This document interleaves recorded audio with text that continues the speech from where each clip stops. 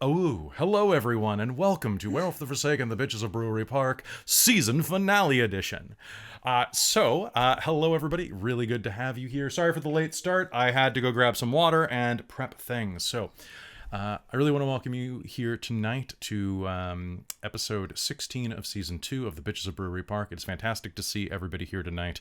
I am your storyteller, Kelly. I use he and him, and I am really nervous to be running a season finale, even though I've ran so many of them in the past. This one is particularly emotional, and I think is going to be fantastic to do for you all. So I also wanted to say really quickly that I have been seeing a lot of the posts on social media when I have posted about tonight's game, and people's reaction to hearing that it's a season finale has been really touching, and I just wanted to thank you real quick for supporting this little game and my wonderful cast here and the stories that we tell. This will not be our last foray back to the Chronicles of Darkness or World of Darkness, because, little known fact, I sure run a lot of Dungeons and Dragons on Dork Tales, but I'm a storyteller first and cut my teeth and a lot of vampires in the World of Darkness and Chronicles of Darkness, and I even write for them sometimes. And it is my true love. I'm having a long-term, semi-monogamous fling with D&D. So don't worry. I've got some stuff planned for this summer that you're really going to want to stick around for. So without further ado, I want to introduce the cast and say hello to everybody. So why don't I just pass the ball all the way over to Amy. Hi, Amy. What? Hi. Hello. I'm Amy. I use she, her, or they, them pronouns, and I am playing Kate Powers, our Ailadoth Iron Master. That's what it was. And yikes. That's big yikes. Just medium yikes? Big yikes. No, big yikes. Like one very large yikes. Why? What is the yikes about? Is it because Link cut his hand last episode? That was pretty yikes. That's yikes. Yeah, maybe that's that was it. Pretty yikes. Not the fighting in the kitchen or the accidental. You know what? I miss Nana. I'm gonna miss her. You're gonna miss Nana.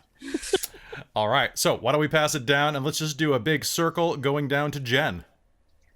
Hi, I'm Jen, and I play Brighton Lee, she, her pronouns, and also big yikes. I'm the Kahala Stormlord, and currently on fire, so big yikes all around. This wolf is on fire. No. So good. Ow. Oh, beautiful. It has been a while since we have played this, and I hope that y'all are excited. I know it took us about a month to get back together because Caitlin's computer exploded, and then we all had conflicting schedules, and then Christine and I were on vacation, and it's just really good to be back here. Speaking of people whose computer exploded, hi Caitlin, how's your new computer? Well, the new computer's great. It can do this green screen thing without me having a green screen right now. What? That's so witchcraft. Nice. Oh, magic. Anyway, my name's Caitlin, and I play Claire Iwatani, the Rahu Iron Master. And we both go by she, her pronouns. Fantastic. And then finally, let's end with our Uratha, Christine. Also, she's playing an Uratha. Hello. I'm Christine. I go by she, her pronouns, and I'm playing Megan Butler. She is our Uratha Iron Master. All right. And she is very, very hurt. She is very, very hurt. Emotionally, physically, mentally? All of them. This is all her fault, and she's got 4 points of ag on her. It's true. Now, a bunch of you went and bought up points on your characters tonight. I really hope that nobody dies, but hey, guess what? It's a season finale, so if someone dies, they die. I feel like that if Megan survives, she's going to have new policies for fuck buddies. It's probably Probably good call. They die after they leave. just Black Widow Or they the find entire shit way. out. Like, that's just it. Just kill them. Just only date other werewolves. Yeah, that doesn't necessarily sound like a good idea either. It's only a sin against harmony. It's fine. Okay, so I want to quickly go through, and tonight we are not going to be using On the Line because I think that the mechanic doesn't quite work for this episode, so I'm going to put that on the shelf if you guys don't mind. We've already gotten to hurt them more. Guys, he doesn't need help. Guys, not needed. I'm already crippled. It's going to be good. It's going to be good. You know what? No, just load it up. All right. we So can take. I'm going to go through your Just go aspirations out in a tonight. ball of So fire, all of us. we have two werewolves. short-term and one long-term aspiration for tonight. I'm going to go through what we already had. I'm going to start at the bottom. So Megan, you're the bottom of my list here. I had your short-terms were spend time with Buddy Spirit and investigate Church of the Wolf. Your long-term was solidify hold on territory. Would you like to change any of those?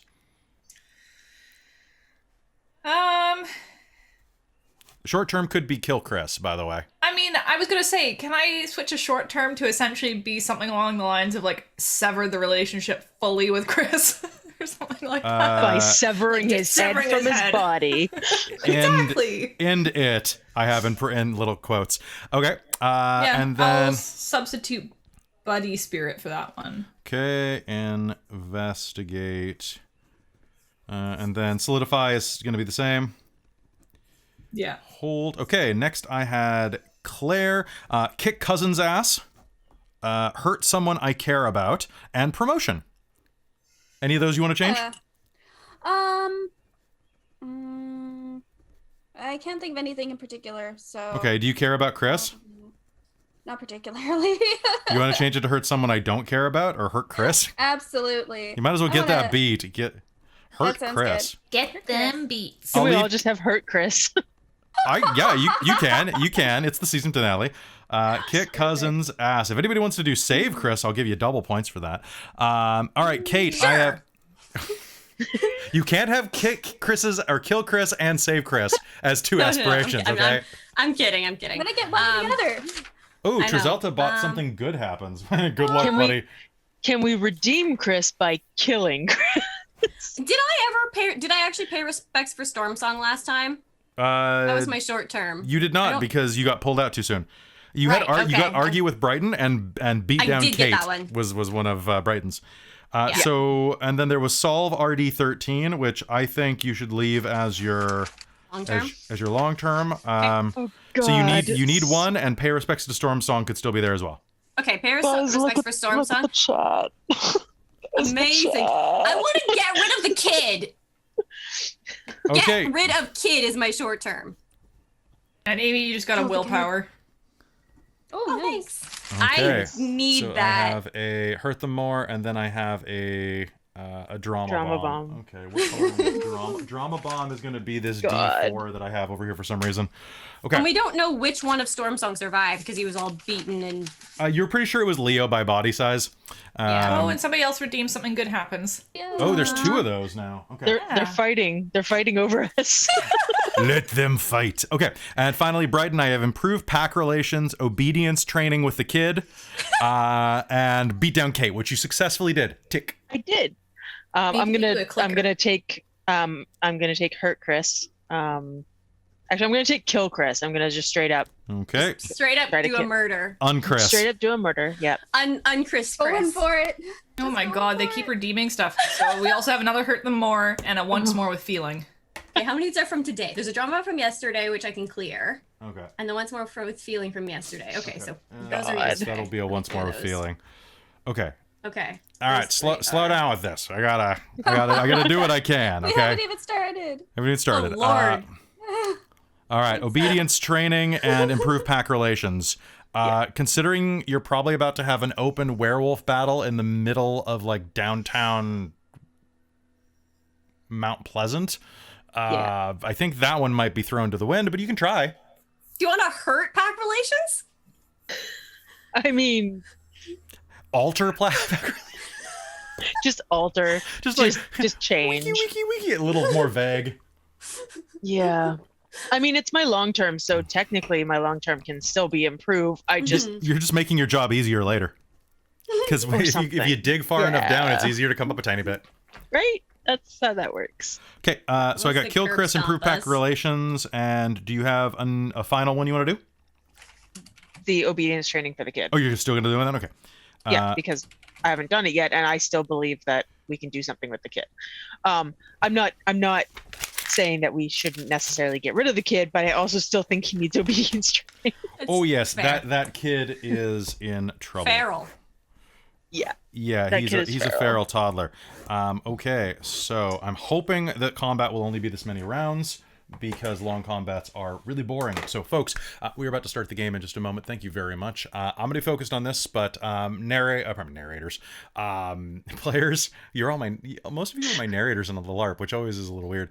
So, all of you should be logged into Roll20 so you can have the background music so that you can hear everything exciting tonight. And I really appreciate all of you, and I've had a great time running these 2 seasons with you. There is going to be a season 3 probably, guys who are in the chat and viewers, so don't stress. Some of you were like, I can't believe it's over. It's like, well, we'll get back to it in the winter. We just need some time off from being hairy for a while. We're getting waxed, and then we're going to go, like, I don't know, be magical or something. Wax your werewolves for a bit. Wax your werewolves. So Kelly, Michael, make that shirt. we just found out in the chat that this is Trizalta's first werewolf of like our werewolf game. Okay, so and dear. with that, some of you who are constant players, some of you are constant viewers, and this is your first time with Werewolf. What you need to know is this is a game set in the world of darkness, set under the Chronicles of Darkness game line. This is a much darker version of our own world where supernatural creatures dwell in the shadows, including vampires, werewolves, and other things just beyond humanity's perceptions. In this game, we follow a pack of 4 young women werewolves living in Vancouver, British Columbia, as they try to fight against the systems that try to hold them down and make their way in the world after the death of their mentor. This is escalated over the seasons to some very bad things. But what you need to know is this is a game of savage fury and personal horror, and there will be things in the following scenes that require mature discretion. So viewer discretion is advised, and because it's going to get visceral here probably, and probably going to be some dirty. This one. Yeah, probably going to be some dirty words and potential trigger warnings for things involving children, in the sense that it involves abandonment, dealing with feral children.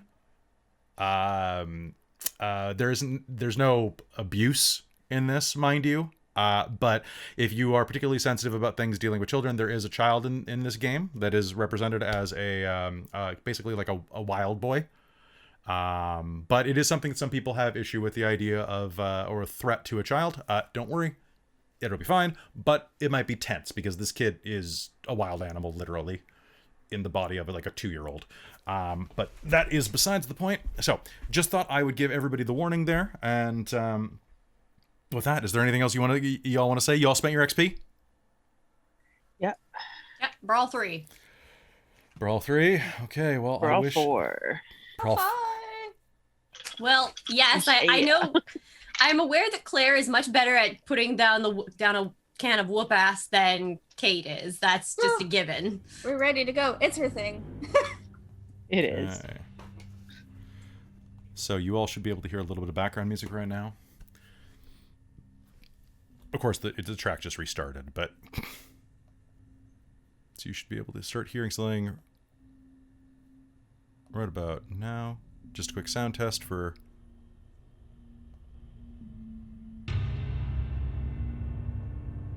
Y'all got that? Yeah. Okay. All right. So, you ready to begin? I got the flutters. Let's do this. The story is true. The footage from the CCTV feed was useless. Mostly.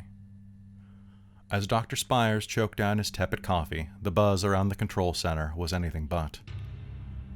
It was hard to remind himself that for many of his employees, zoomorphs and transdimensional entities were theoretical constructs at best.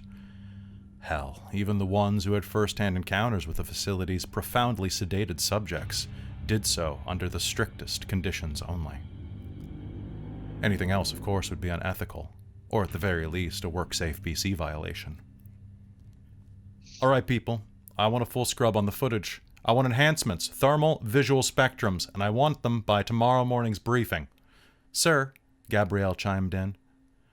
She was a tack in her late 30s, but still sported a rainbow-colored pixie cut, shaved on one side, and little glasses perched on the tip of an upturned nose. She was one of Spires' favorite techs, not because of the style, but because she got shit done. I have audio. Let's hear it. The recording, scrubbed by expert skills that she'd learned during her degree in sound engineering, couldn't pull much beyond screams and snarls. But it did pull a series of names. Brighton, Megan, Claire, Kate. Looks like we have our targets, Dr. Spires muttered under his breath. It's not much, but it's a place to start from. I want you all to... His phone vibrated in his pocket. Excuse me. He pulled the phone from his lab coat, inspected the block number, and then answered with a curt hello. The voice on the other end of the line was familiar. Very familiar. Henry, it's me. I want to make a deal.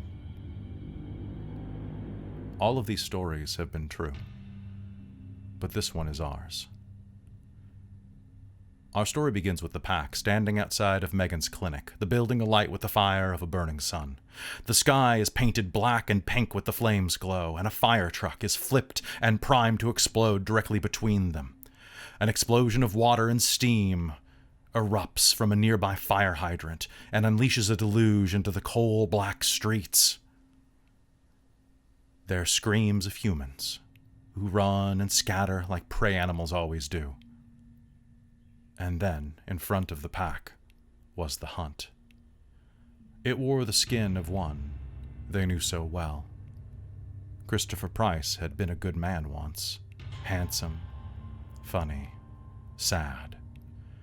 But now fused with a spirit of flame and hatred, he was no longer a man, he was something greater, something lesser, something else.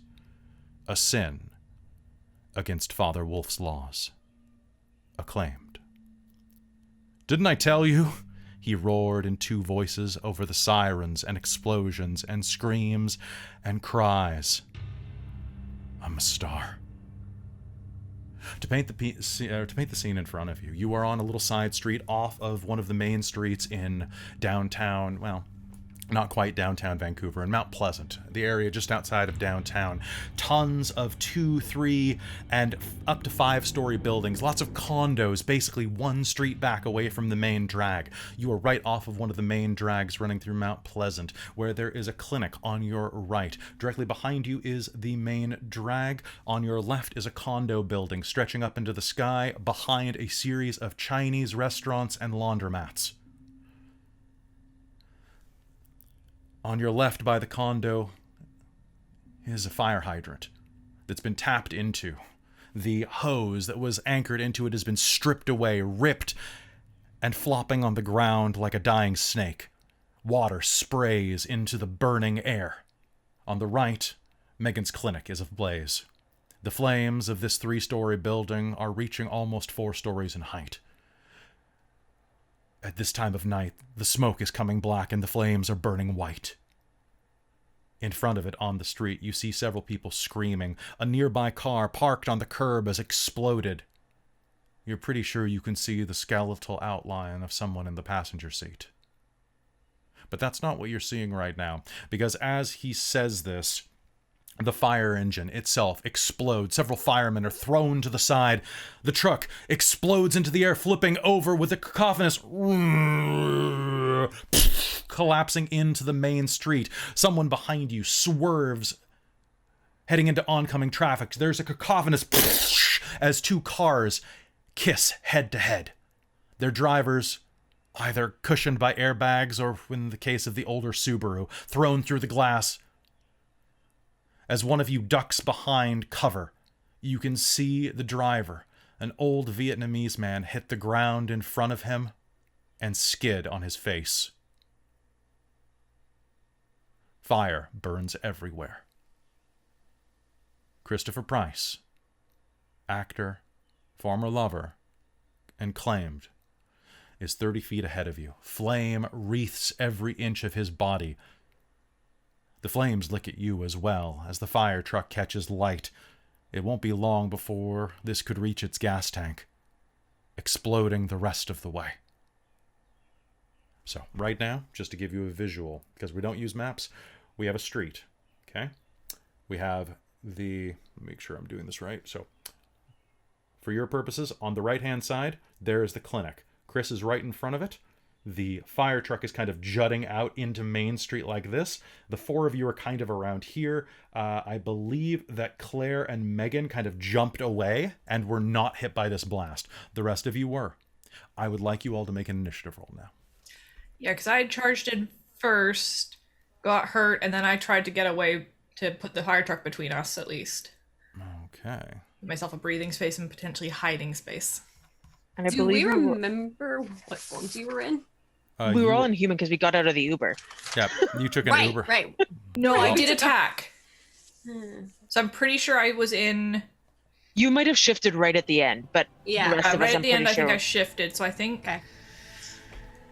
But I'm pretty sure we got out of the Uber, came down the street, and then the fire truck exploded. Everything just blew up. Yeah. I'm Yeah. thinking Okay. Dalu or Urshel is what I'm in. All right, here we go. Let's roll initiative. Done. All It's in right. chat. It's in chat. Beautiful. Okay. Everybody pop yours in chat. Oh, and Christine, real quick, you have the leg rack condition. So I just need to remind you of what that does to you, because this might affect your initiative. Leg rack. Your leg is broken, sprained, or dislocated. Have your speed and suffer a -2 on physical rolls that involve movement and defense. That includes initiative. Okay. If both of your legs are racked, you cannot walk. However, that is not the case here.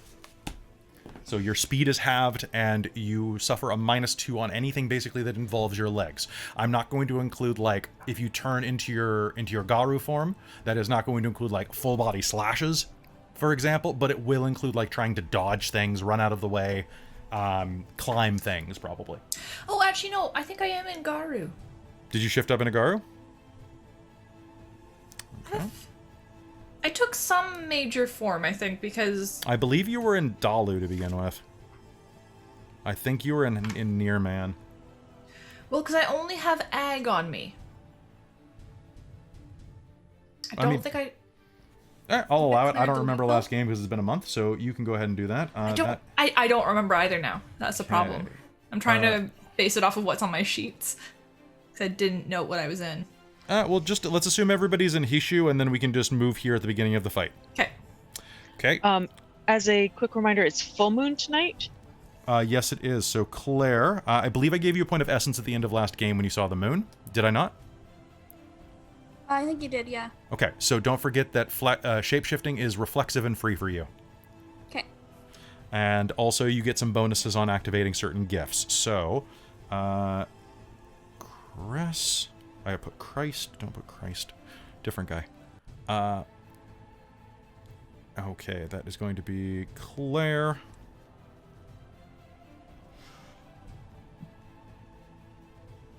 Okay, and then Kate. So the initiative order is Christine, Jen, Chris, Claire, Kate, environment. Certain things are going to happen every round of this fight environmentally, which we will discover as we go. Oh god, lair actions. Lair actions. They're the best. Lair actions in a werewolf game are awful. All right, folks, so we are going to start the initiative off right here. Chris is summoning flame around himself. It is licking along the sides of his body. You can see his eyes are alight and glowing in the darkness. And I need... Christine, what do? You are about 30 feet away from him. I'm going to shift to Urshel and Okay. try and put something between us so I can hide. Okay, sounds good. One sec, I'm going to do something real quick. I'm making a quick checklist for sins against harmony. Okay, Megan, check. Done.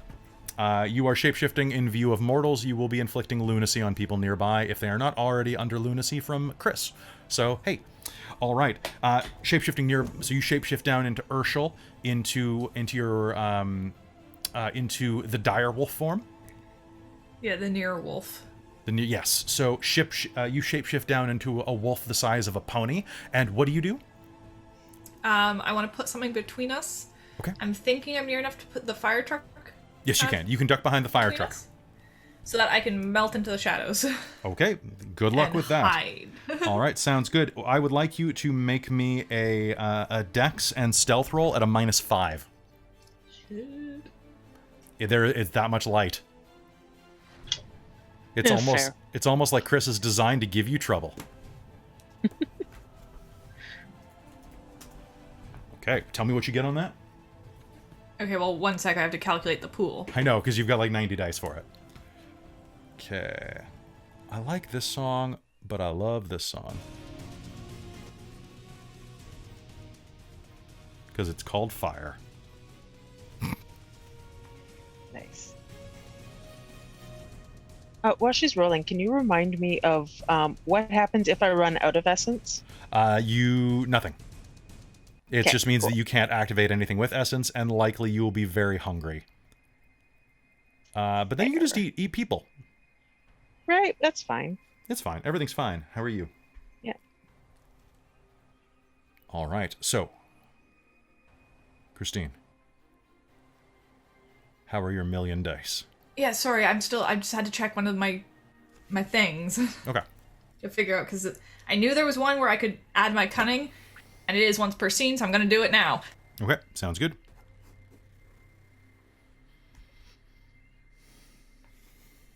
Okay, well, I think that's my entire pool. Okay, so now -5. Alright. That's still 9 dice.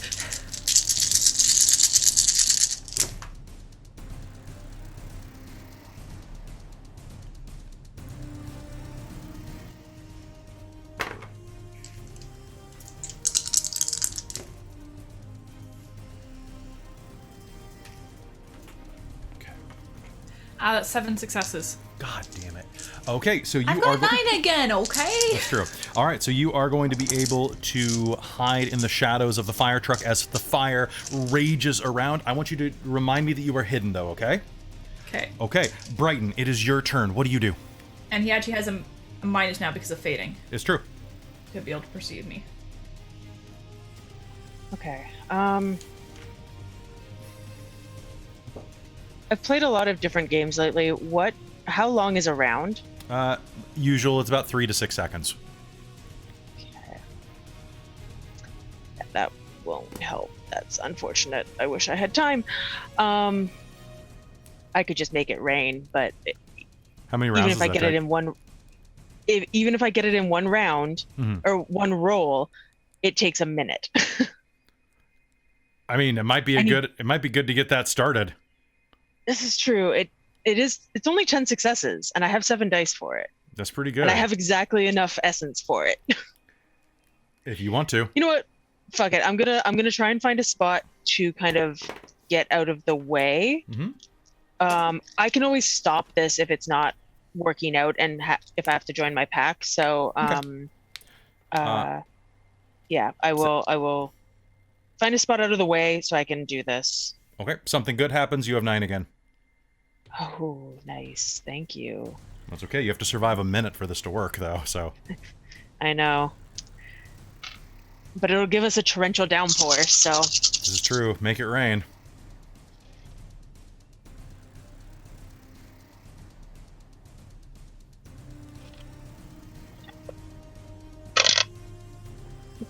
Thank you, 9 again.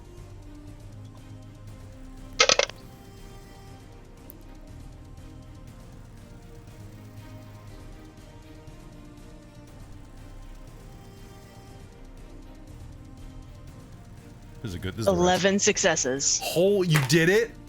I did it. I cannot. Fuck I got yes. so many Yes. 9s and 10s on that first roll. Yes! Make it Thank rain! you. Okay, so Make those successes how does this rain. how does this look? Like, how do you just call out to the spirits of the sky? Like, you are a fucking stormlord, Brighton. Yeah. Standing there Yeah. like Thor, right?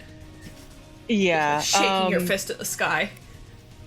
Yeah, and just like howling and snarling at the sky. So I look probably kind of crazy, but that's why I tried to like kind of find a spot away.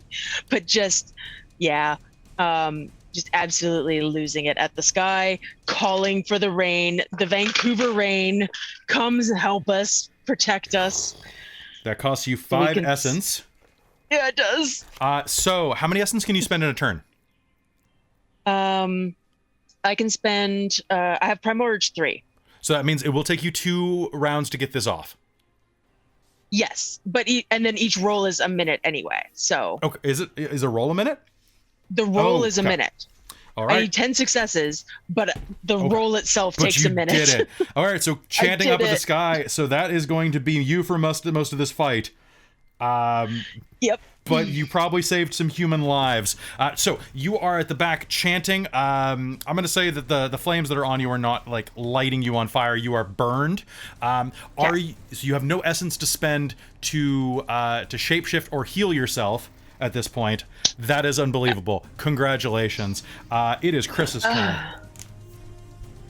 Yep. Megan! Don't hide, Megan. This is all your fault! He screams, and let's see. I am going to spend a point of essence and activate Blinding Light. Anybody who targets me with an attack that involves vision, you're at a -3 because he starts glowing. And he is going to spend a point of essence and activate another ability called Stutter. Let's see. I don't know where Megan went because you vanished, but I do know... Kate, you have the highest presence, so I'm going to target you.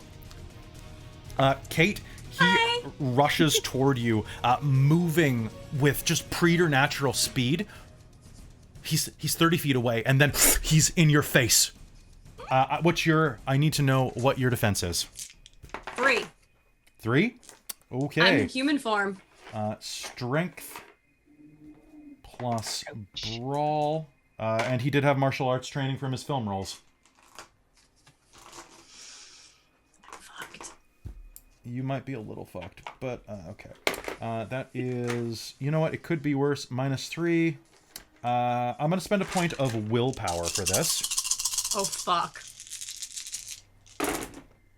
Okay. Rushing up to you. Oh. Okay. That is going to be... do you have any armor? No. Okay, wouldn't matter anyway. I ignore armor with this. Okay. Rushing forward, he is going to just appear. His hand is going to clench around your throat, and he's going to lift you off the ground. You're going to take 6 points of lethal damage as your throat begins to singe and crush like... So I had 2 points of lethal, and I have 7 hit points in human form. I think I'm Garu. I think I have to shift. I think you can spend a point of essence to reflexively shift off your turn, I'll allow. I will do that. Or, actually, what I'd like you to do, since this is such monstrous damage, I want you to make me a Resolve and Composure roll at a -3. Resolve and composure? Yep, to not enter Death Rage. Composure at -3. Yep. I have 1 dice. It's not. You can at also least it's not you a can chance choose to dice. relent, by the way, but I would not recommend it. 1 success. 1 success. All right, you will not immediately shift. He is going to grab you and lift you off the ground, and as he starts to crush and burn your throat, he's going to look you directly in the eyes and say, "Where is she?" And you're going to hear like 2 different voices speaking, and for a moment you will see the wreathing flame of another creature around him as this corona of fire glows out of the side of his skull. So I think I have to shift because or do something. I just don't death rage. So what is going to happen is that much lethal. That is going Because to... I have 7 hit boxes and I'm at... So what... Well, actually... He did like... I'm at 9 Actually, damage. so the way that it works is you're at 9 damage, so the rest of that is going to roll over into aggravated damage. Oh, aggravated. Right, okay. Don't forget about that. So you will be able to shift on your turn. Perfect, okay.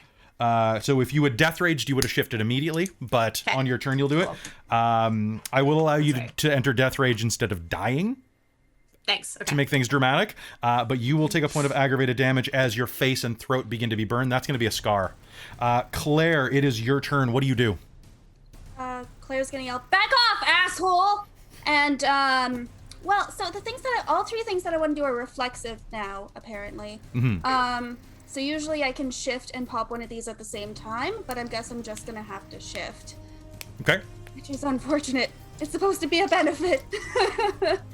Okay, I'm just gonna shift to... Oh, screw it, I'm gonna go to Karu. I mean, you might as well. Yeah. If let's they're do all it. reflexive, can you not spend your action doing the reflexive one? She still wants to attack. I still want to attack. Because the reflexive allows you to boost your strength, is what she wants. Yeah. I know you. But the thing You is know that what? she can't Something just- good happens. It's your moon. You can shapeshift as a free action. Oh, that Oh, would be amazing. and I just wanted to remind, because I think we've probably all kind of forgotten about it a bit, but just in case it could be useful or somebody would think of it, that rifle that we took off weird-ass werewolf wearing the guy's skin who was taking pot shots at us with Ooh. 3 silver bullets left is in Megan's trunk. You guys took an Uber. Oh, Oh, Yeah. did we take an Uber? You took we an did Uber. actually. Okay, I thought we'd taken my car. Can I ask one quick question though that I forgot to ask Yeah. before game? Who killed the loon? Oh, who did kill the loon? I will just double check my notes. I think I wrote it down, but Isn't it? It was either Claire or Brighton, I think. I mean, it usually might be Claire. But I feel like it wasn't, but it could have been. Does anybody remember who it did? wasn't. It wasn't Brighton because Brighton left instead of Oh, it's death true. raging. It wasn't Megan. Okay. Might have been Megan. I Isn't know it- I did a fair amount of damage to it. I don't remember if I hit the final blow. Kate wasn't even near it, so. Okay, Yeah, Kate so it was was on the either other side. Kate or Claire. Or, pardon me, Claire or Megan. I think it probably was Claire actually. Probably was. Okay. I Sounds think good. Megan did the first big hit because if I come out of nowhere, I can do that reflexive like eviscerate thing. Yeah. So I think I took the Yeah. first chunk down Yeah. and opened it up. I believe so. But I'm Yeah. pretty sure I got hit pretty hard from that. All right. So Claire, you can spend a point of essence to activate your gift of was it glory? Gift of strength. Gift of strength. All right. Would you like to make me an attack roll? I'd love to. Sounds great. My defense is 11. Oh, pardon me. My defense is 12 because of the blinding light. Yeah, I'd like to use a willpower. I think you should. So, Fire people are fast, and this guy is a full claimed, unlike the fireman that you fought before. willpower. Yay. I do still it. have dice, which is the nice part. That's nice. I'm using Venom Nice. symbiote rules here. They're more powerful if the host is bonded correctly. Oh, gotcha. Ugh, let's do this. See how we go. Fun. Ooh. That wasn't too bad. I mean, could have been worse. I got 2. You got 2? Okay. So successes. 2, and go ahead, and this is a claw or a bite? Probably starting with a claw. Perfect. Did you kill the loon with a claw or a bite? Do you remember? Do you remember? Does anybody remember how she died? Did someone crush her head, or did someone didn't someone like punch her heart out or something? Yeah, it's probably. I usually tend towards claws. Okay. So if it was me, it's probably claws. I don't remember now. Okay. Yeah, my notes kind of just go. She did. We joined in the fight. Whelp, death rage. So This is true. So I do Yeah. note that I ended up with a ban sometime in the last couple games. It resolved because your harmony went back up. Did it? I believe so. My harmony's at 4. Okay, then it I didn't. think it resolved and then you went down again. So No, you that's used what the happened. same Yeah, one. that's right. So Yeah. Claire, how many points of lethal do your claws inflict? With Garu form. So I'm switching through so many things right now. That's okay. And I believe you have. Plus 2 lethal. Is it only +2? What is it? Your teeth that you have the bite of the ancestors or whatever? Living weapon, I think. Was Living it? weapon. Okay. Yeah, but that's my bite. Okay, so your bite is going to punch in, and that is going to be 4 levels of lethal damage that tear through him. You are going to scratch directly down his back, ripping a huge chunk of flesh off. That is going to be a sin for you. Nice. All right. He is going to roar with pain, and Kate, what would you like to do? It's your turn. Did he drop me? He is still holding you. Still holding on? Claw? Okay. Shift. I wanted like to shift into near wolf. Okay. Or near human, sorry. That's my Dalu. Yes. Would like to try and break his grasp around my neck if I can. Absolutely. So I think attacking his arm or something like that would do this. Yeah. Okay. Um, So here is what is going to happen. If you're attacking his arm, basically it's going to be a -11 to your pool. Yeah. Okay. However, I'm going to ignore the difficulty bonus for attacking an appendage because it is holding you. yeah, like I can actually- grab it Like, I don't have to see it, I can feel it. Yeah, I don't you know if what? it has to be good. I'm actually going to ignore the size requirement as well, because normally attacking a limb is size smaller, but if it's right in your face, I think that this is easier than attacking someone's hand who's coming at you. So Yeah. I'm actually going to drop this to 8 for you. 8? Okay. Yep, So this difficulty is 8, or defense strength 8. and brawl. Strength and brawl, and you can spend willpower, and if you choose to sacrifice your defense, you can all-out attack for an additional 2 dice. Well, I will spend willpower for the extra dice. And then, sure, I'll let attack for the extra 2, you said? Yes. Do not And forget... then I have to subtract 8? You will have to subtract 8 from your final total. Don't forget that you have your modified strength for being in Garu form. Dalu. I went to Dalu. Oh, you went into Dalu. Okay. Yeah. Okay. Okay, so that's 1, 2, 3, 4, 5, 6. Oh god, that's so many dice to put back. Are you choosing Garu instead? 1 success. Oh, I already rolled. Oh, okay. Yeah, I went with Dalu. Okay, That's what sounds I said. good. I stick to it. That sounds good for me. So that's going to be 1 success in She Dalu. slashes at it, the one Okay. hand, she's gripping it as hard as she can to keep it from fully choking her out. Okay, so you're going to have as much damage as you were going to have. Remember, you don't heal in Dalu form any faster know. than normal. Okay? And you deal, is it +0 lethal with your claws in Dalu? +0 lethal. Okay. Yeah. All right. So you are going to slash, cutting his hand to ribbon, and you are going to drop to the ground directly in front of him. That is going to deal a point of bashing damage to him. Am I able to move, like, crawl back or scrawl, like, get out of range? No, you cannot because you all had attacked. Fair enough. Yeah. Okay. Okay, so that's but you are dropped. Environmental. Everybody around you. I'm gonna roll to see how many people are panicking. Okay, 1 person is absolutely panicking. I'm gonna make a lunacy chart. Okay, 1 there, and that means that of the people who are actively watching, how many of them are sensible? None of them. Great, cool. Presently, you're not on video, as far as you know. Okay. Top of the initiative, Christine. This is happening directly behind Megan. You see Kate drop to the ground as she slashes through Chris's hand. What do you do? His back is exposed to you. I will launch out of the shadows and to try and, I guess, hurt him more. Hurt him more? I think that's my job. Give it to me. Okay, so on that note, because he doesn't know I'm coming, can I use Eviscerate? Yes, you can. Yes. Okay. And now his defense should be lowered because 2 more have attacked him since his turn before his mine, defense, right? Yes, his defense against you is going to be 10. Okay. So it's Strength, Brawl, and Eviscerate gives me Rote. Yes, you cannot use all-out attack because basically in all-out attack you either defend, move, and attack, or you have those 3 things. If you sacrifice 2 of them, you do 1 slightly better. Same with dashing. I'm not going to flip off the camera. Okay, I'm gonna have to use Willpower. That's what it's there for. It's a defense of 10. It is a defense of 10 against you. Yeah. He is blindingly bright. Fuck's sake. Actually, I can't. Why not? Well, I also have the ban, -2 to all actions in bright light. Then you have a chance dice. Yeah, that's all I have.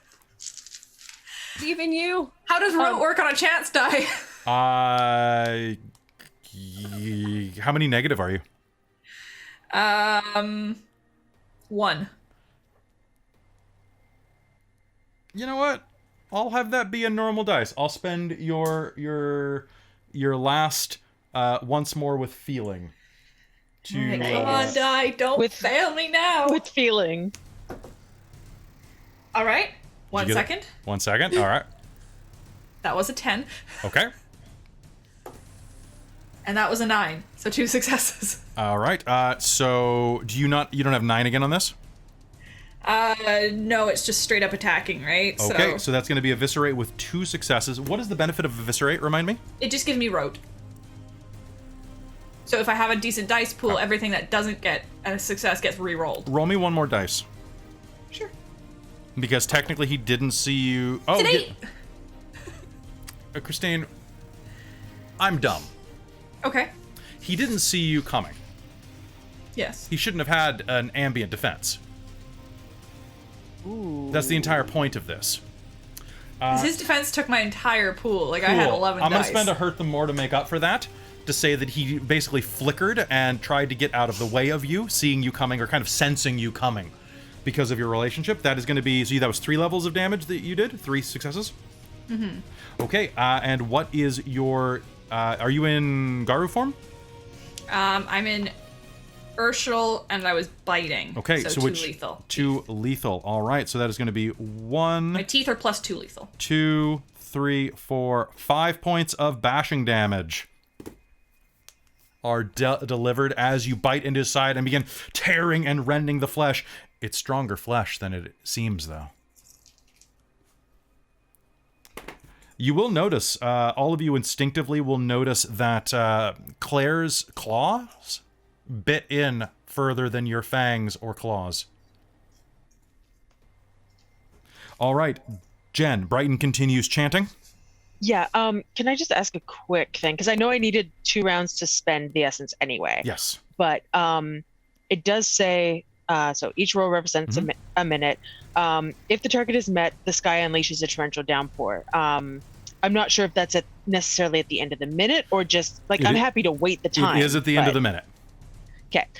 When that happens, everyone, including the players, and I'm sorry for this because I don't have the essence to keep you guys out of it, everybody suffers a penalty to their speed and initiative equal to my glory, which is 2. Okay, that sounds good. Yeah. That'll be good to know. We are going to be there pretty shortly, I have a feeling. Okay, it is going to be Chris's turn. Chris, you are going to slash into him, and you are going to see on the back of his head, it's like a pair of eyes flare to life. And then, have you seen those videos where there's like a still of someone and someone steps into them and then keeps going? You know what I'm talking about? Like where there's a freeze frame of someone and they walk up to the freeze frame and like fit the exact outline and continue the video. Christine? I was talking to you. Do you know? Sorry. Anyway, that is basically what happens. It's like a head made of fire turns around to look at you, and then the rest of the body turns suit and matches where the flame was a second ago. I need to know what your defense is. Also, I'm going to spend 3 essence to heal 9 points of damage. Defense is 7. Sorry, I was looking something up. Okay, that is going to heal me. You see all of the blood and viscera and pain on him just completely... There you are. You said 7? Yep. All Unfortunately, defense is just not something that changes. Yeah. It's really frustrating. All right, here comes my point of willpower. Like, you have to have both wits and dex all the way up to get at all of a good defense. Okay. Kind of frustrating. That is going to be... he is going to hit you hard in the chest, and flame is going to burst across you for 5 points of lethal damage.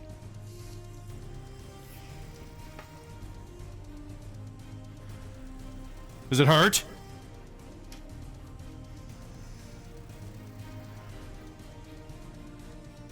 And that is... She's gonna, like, roar, growl, snarl in his face.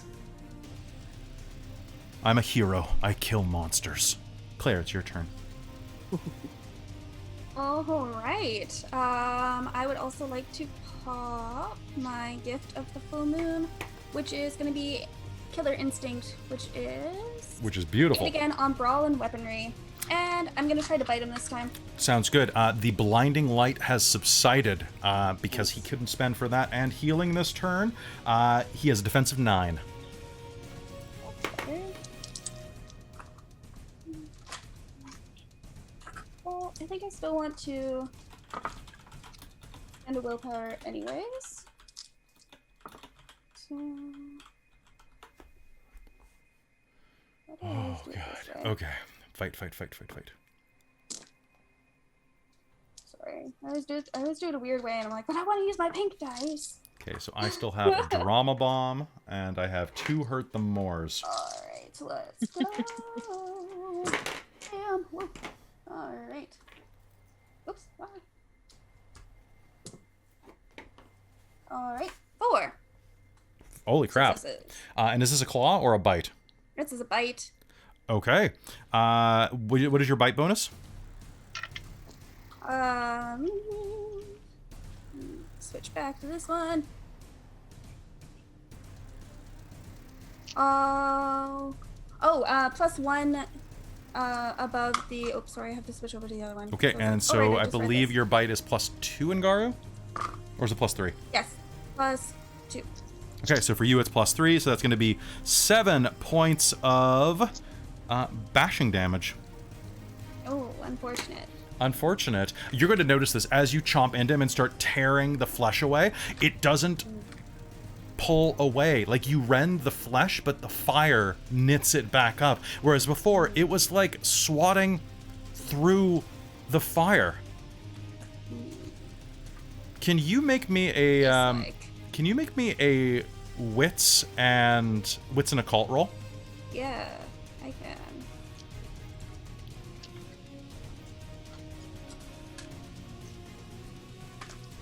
I'm gonna try to buy up a coat, but then I didn't. But that's fine. 3 successes. As you bite into him, you're going to raise your claw defensively overhead, and you are going to see the full moon glitter through your nails, and are going to remember killing the loon with that hand. This might be connected to this creature's ban somehow. Oh. 3 successes is enough to do that. So, all right. So that is going to be a hell of a hit. Good job, Claire. Are you doing anything else on your turn? Any movement?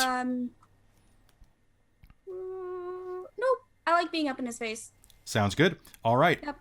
Kate, it is your turn. You're directly in front of him. Basically, the 3 of you are surrounding him while Brighton is screaming at the sky. What do you do? Yeah.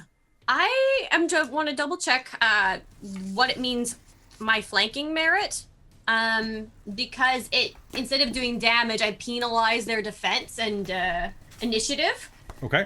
So flanking is page 108. You can sacrifice damage on an attack, instead penalize victim's initiative and defense by your successes for the turn. So would that be until my next turn? For that, initiative and defense will reset. Yes, it'll be on your turn. Because otherwise it wouldn't affect him on his turn otherwise. So, yes. Yeah, I'm just wondering if it's only useful if your initiative is higher up or something like that in the round. Okay. No, it'll last until the beginning of your next turn. Okay, I would like to do that. Okay, go ahead. To mess him up. So I would like to. Oh, am I also able to shift into which one is better for fighting? Garu. Yeah, I'm gonna shift to Garu. I think I have to spend an essence for that. You will. You will heal all non-aggravated damage. Which I think is none, because it all compounded over to aggravated, right? Because I filled it up. Oh wait, no, I had 1. I think I had 1 more. I believe you had 1 more. Yeah. So basically what happens is, as you tick over, they start going aggravated as it fills up. Basically, picture like a glass full of like water, and then you put like drops of food coloring in it that eventually just slowly darken the entire thing. That's kind of the way that. So that means that the lethal that is healed. Okay, yeah, all lethal heals at the beginning of every turn if you are in Garu. Yeah, so I'm in Garu, and let me figure out my dice pool for this, and I guess I'll sacrifice my defense to all-out attack. Okay. If I can do that as well. Yes, you may. So it's strength. Ooh, I do not have as much essence as I was hoping. Strength plus brawl plus the willpower I'm spending plus all-out attack. -8. What's -8? Okay. Okay. See what this does. Wish me luck. Wait, is that? Oh yeah, no, that's right, because I had the extra dice from Garu. Right. I'm in a bigger Garu form. makes life better. 1 success. 1 success. And are you biting or clawing? That's gonna be biting. Did you add any bonuses for skill specialties? My only skill I don't have a skill specialty for brawl. Okay. All right, so that's going to be 1 success. And how many damage? Are you using claw or bite? Bite. So that's -2. All right. So -2. Oh, okay. that is going to lower his initiative and speed by, or pardon me, his initiative and defense by 3. Defense. Okay, well that's still better than Okay. nothing. All right. So here is the that actually is going to be really useful. Figure I'm pretty low how down. do you do this? So shift you and, just like, you shift up. All right. That's going to be yeah, Point and for lunge. All right, lunging forward, you are going to rake your claws up his body. He's going to unleash a scream of pain, or that is your entire action, right? I believe so. Yes. Okay, I'm going to spend a hurt them more to reflexively hit you. What's your defense? 3, because it doesn't change. Okay, then I rolled the right amount of dice. You're going to take another 5 points of lethal damage. Okay. Which, if you survive Ow. to the beginning of your next turn, that will vanish. Heal. All right, Yes. now it is environmental roll time. Let's see what is happening. Okay, nobody else is suffering from that. However, people are beginning to gather around and watch this horrific scene, and those of you who are glancing around will see. Oh God.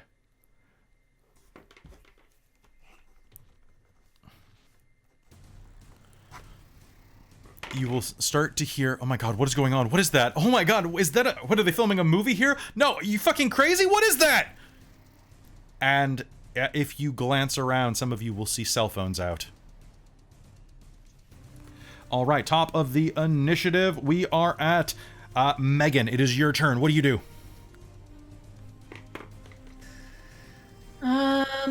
Well, I am really, really hurt at this point, so I think that's a shift into Garu. Okay. I think I have to, because I've got so much lethal and ag on me. The lethal needs to go. So, Oh wait, Kelly. I sacrificed my defense to all an attack. Oh, fair enough. My defense was nothing. It's okay. Can't do more. I didn't actually hit you with the other Okay. 3 dice. But thank you for reminding me of that. Just for that, you didn't get hurt by those 3 dice. Karma. Yay. so I think I will just attack. Okay. You may attack. His defense is 5 now. Oh, wait, pardon me. yes. His defense is not 5, it is 4, because Claire attacked him, Amy attacked him, and is it a -3? Nice. That's a much better Okay. defense. Well, that gives me some dice. Jen, I've put in the chat right now that anybody who buys something good, or I'll say a once more with feeling, will reduce your casting time by half. So will anybody who subscribes. Ooh. Yay. Yay. So if you haven't re-upped your subscription, do it now to make Jen get in the fight. I just re-upped mine at the beginning of the night.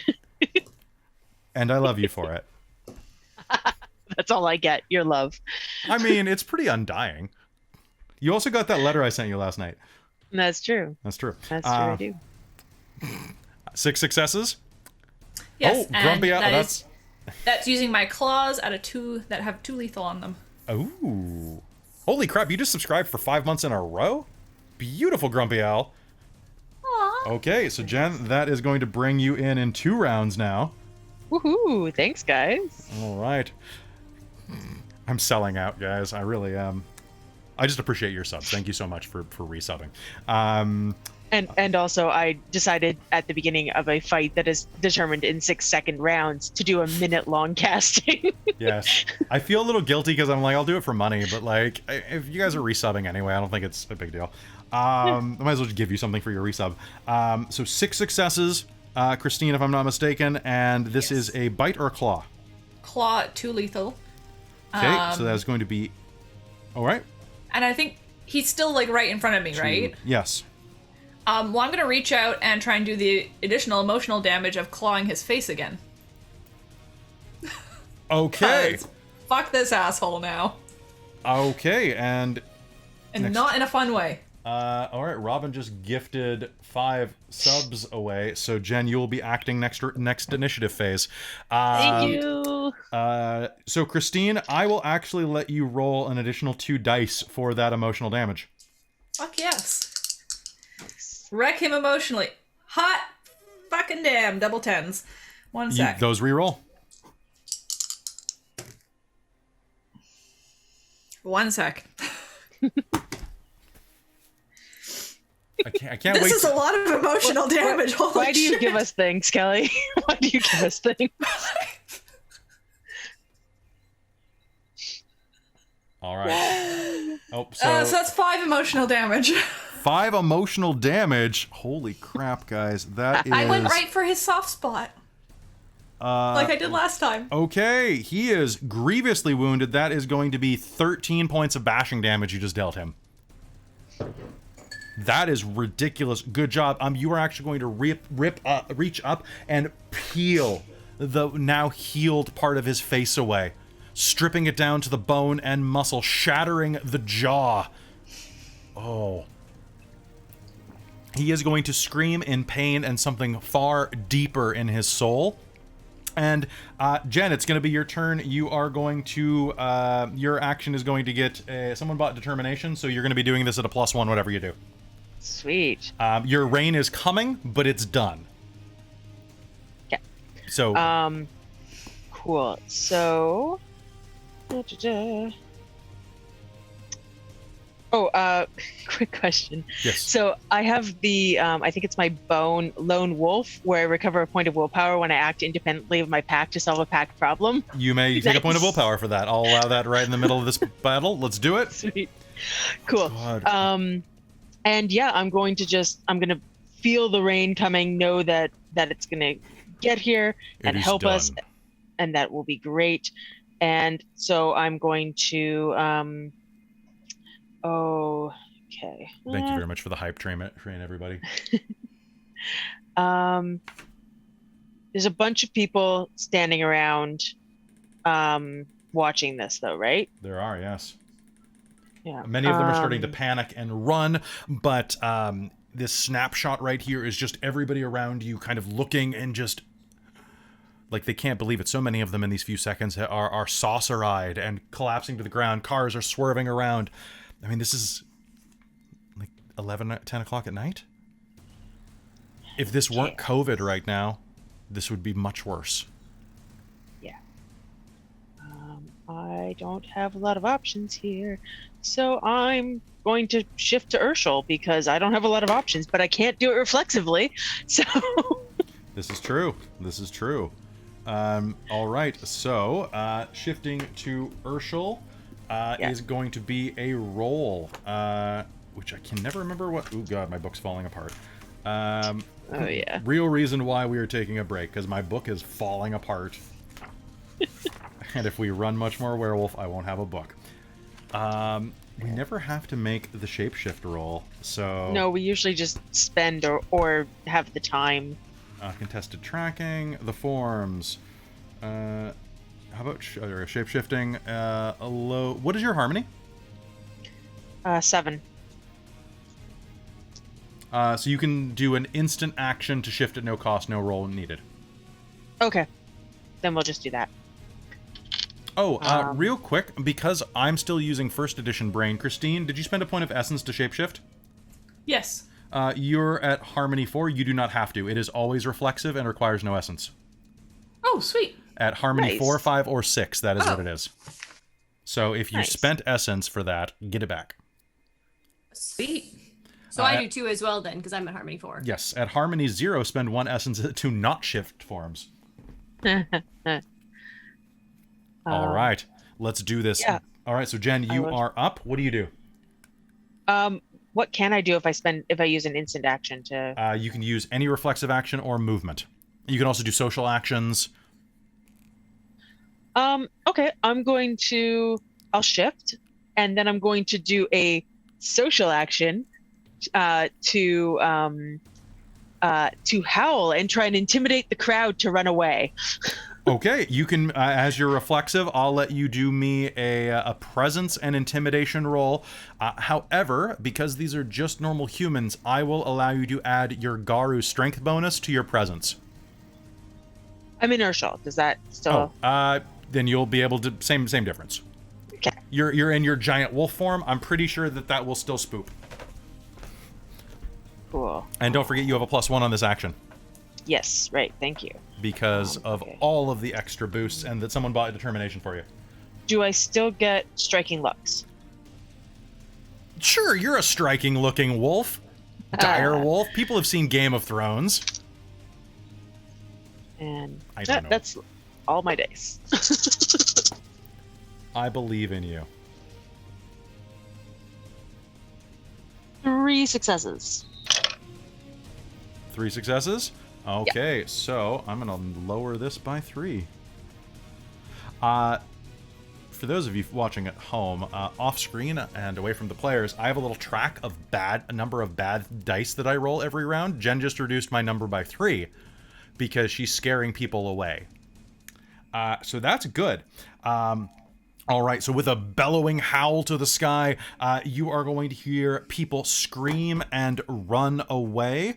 That is going to be real quick, though. Okay.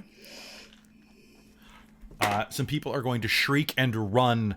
A city bus is going to swerve across, almost hitting 2 of them, but they're going to start running, and that's what's important, right? Yep.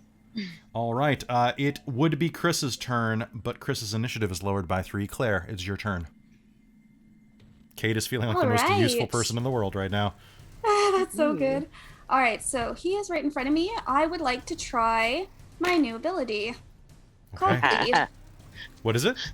Oh, Called bleed. Bleed. Okay, so how do we do this? So this is a contested roll. It's my strength and brawl impurity plus or versus my target's stamina and primal urge. Okay, so I don't have primal urge, so instead I use nothing, I guess. So it's against my stamina. Yeah, So cool. So we roll. It's a roll off, right? it's a roll off. Yeah. Okay. I'm gonna spend a willpower. Okay, You may also spend a willpower if you choose. I'm going to this time.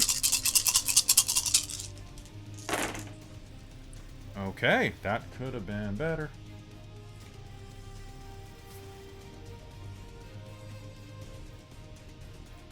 Let me see here. Thank you so much for the hype train, everybody.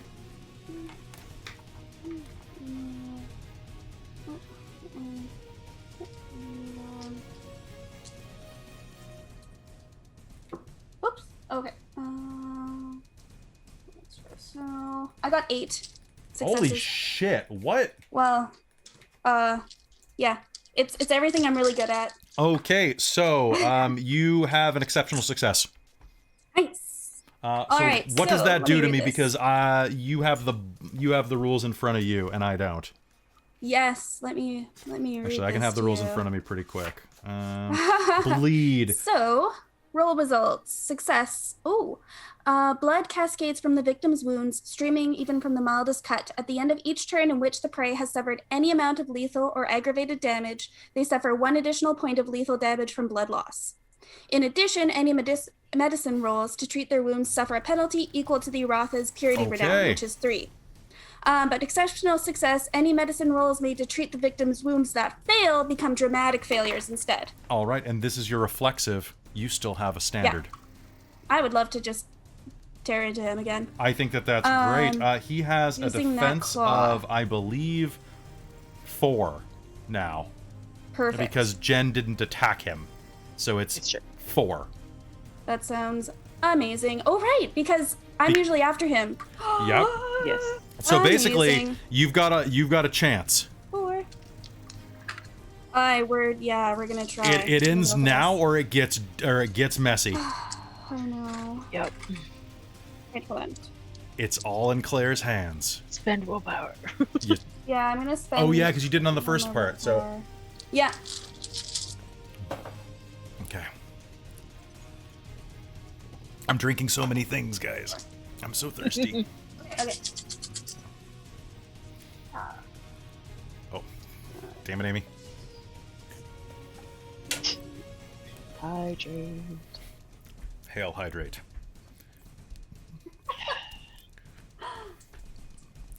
Christine and I caught up on Winter Soldier and Falcon today, and it's great. You should all be watching it. We'll talk about it later. I got 7. I'm going to do some math real quick. So that is 7. Is this a bite or a claw? It is the claw with the claw that I figured It is the was shiny a claws, good idea. okay. It is the shiny claw. Okay, so that is going to be, I believe, 9 points of lethal. So let's count this up. 1, 2, 3, 4, 5, 6, 7, 8. Okay. What are you attacking specifically? So his back is, or side is kind of turned to you as he is attacking Megan. Let me see. His side is turned to me. I'm gonna claw at the throat, right? Because I'm right there. Okay. I'm just gonna claw at his throat Clawing at his throat, you are going to be He's able to hook carotid. and start tearing his chest open, ripping his ribs open, and pulling, like, just the pectoral muscles completely wide, exposing some of the organs beneath. Flame is licking around them, and it is his turn. He is going to look at you. First, I'm going to spend 3 points. Actually, I'm going to spend 3 points of essence to heal some lethal damage.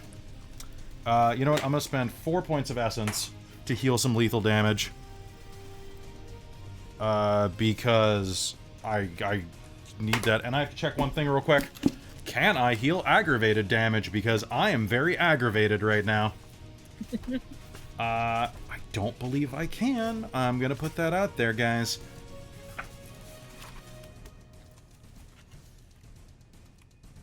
Okay, where is it? It's next to all of these rules. Regenerate. Lethal or bashing. Well, shit. Okay, there is one thing that I can do at this point, and that is going to be...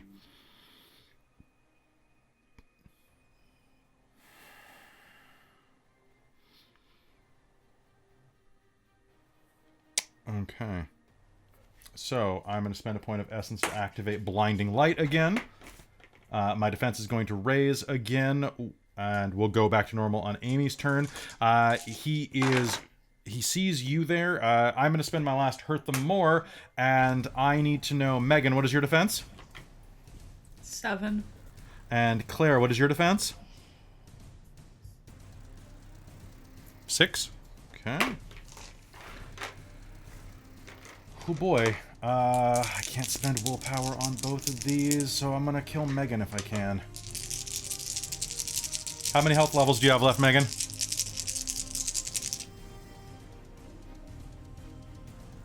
You're muted. 8, because I'm in Garu. Oh. Because I shifted up last. Oh my god.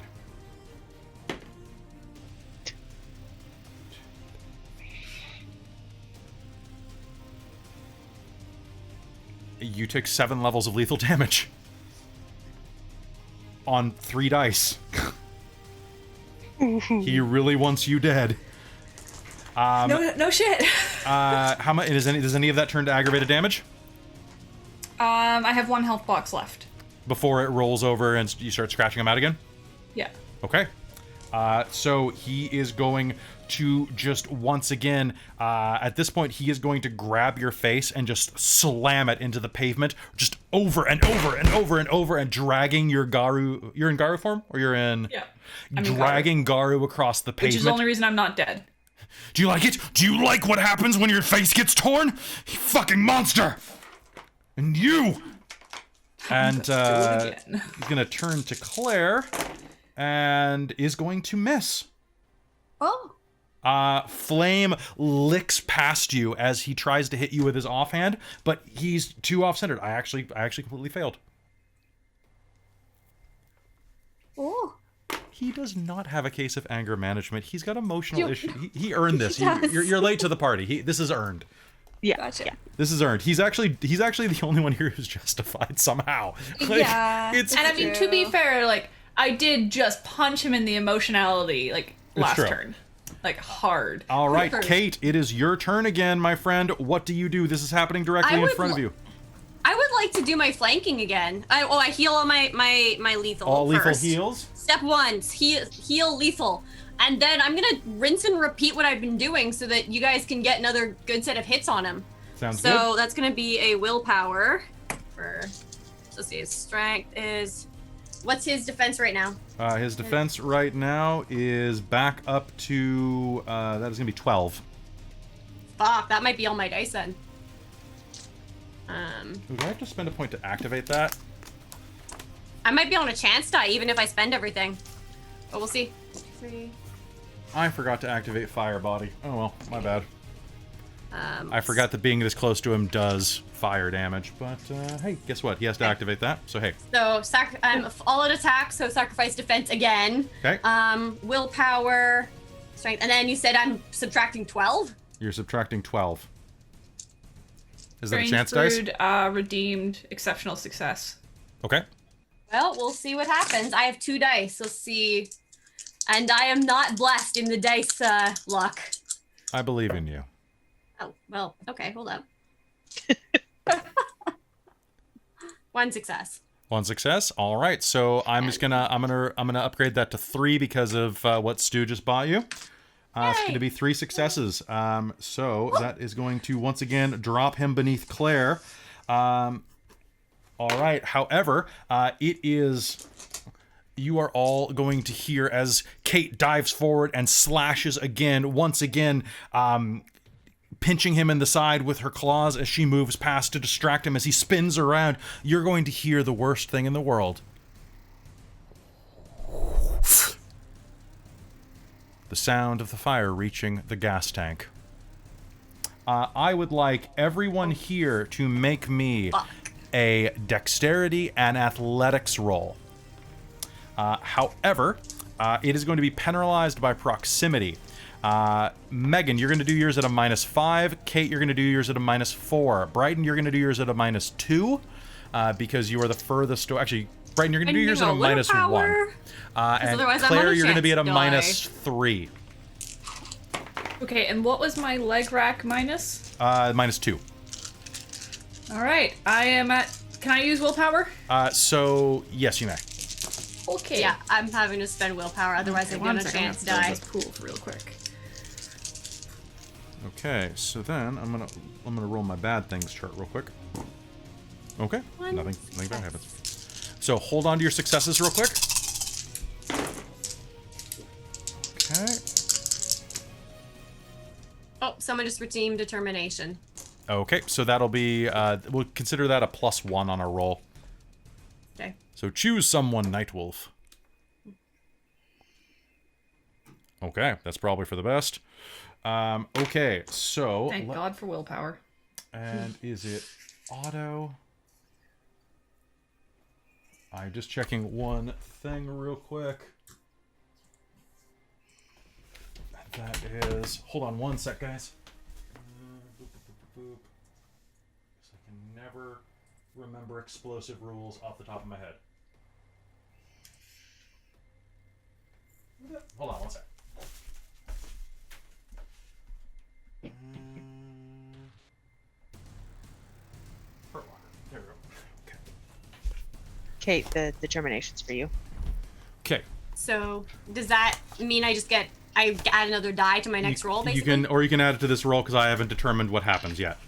Sure, I will roll 1 more dice. Okay, That sounds means. good. Real quick, I'm just looking up explosives because they're in a side book that I always forget I read. And I want to be fair. Nope, these are supernatural powers. Where are my explosives? Check the index, Kelly. Those of you who play World of Darkness games get why that's a joke. Surveillance, modern weapons, ammo, heavy weaponry,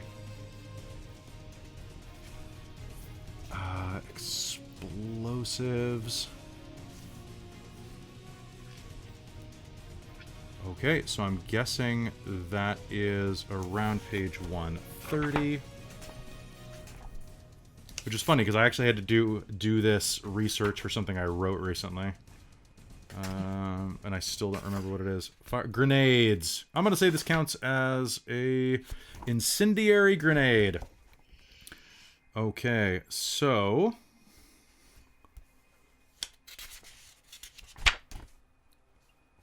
Explosives. All right. Damage represents the initial detonation. At ground zero, this is aggravated damage automatically inflicted on everything in the radius.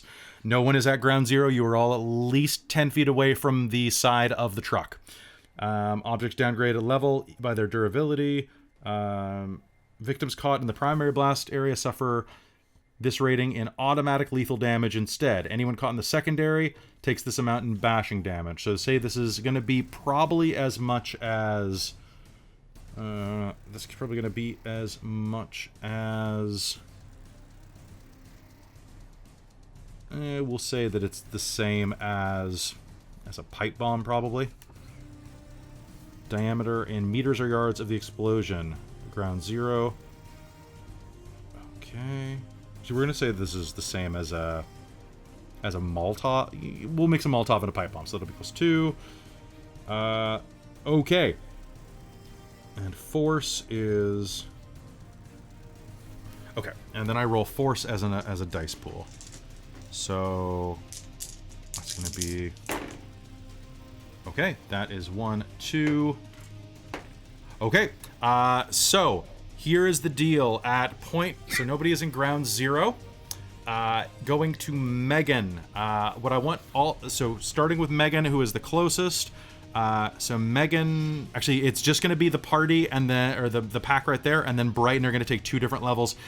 So calculating that off, Brighton, how many successes did you have? 1. Okay, you are going to take 2 levels of bashing damage. Cool. From the explosion if you throw yourself to the side. Inside of the radius, you will take your successes. You will take 1, 2, 3, 4. You will take 5 points of lethal damage minus your successes Okay. as you jump out of the way of the explosion. Basically, take cover. Okay. That's for us 3 then? That's for all 3 of you. It does not affect Chris at all. He is immune to fire. I mean, he's made of fire. That makes sense. Yeah. He's explosive himself. He's explosive. Yep. I mean, he's a star. Okay. So all of you are going to take 5 minus your successes. So sorry that took a minute to look up. The explosion rules are a little weird. Even then, I'm shortcutting them because they're a little iffy. Ooh, and did anybody take more than 5 levels? Okay, sounds good. All right. Is everybody still alive? Yep. I have filled my boxes. Okay. You are going to be. Don't forget that when your boxes are filled, you are going to be in wound penalties. However, the moment my turn starts, all that lethal disappears. It's true. Also, your totem gives you bonuses against that. You do not suffer wound penalties because of your totem. So never mind. Yeah. You suffer less wound penalty. Yeah. For the iron stamina. It just takes like 2 off of it, I think. Yeah, you're right. You only have 2 out of 3. Yeah.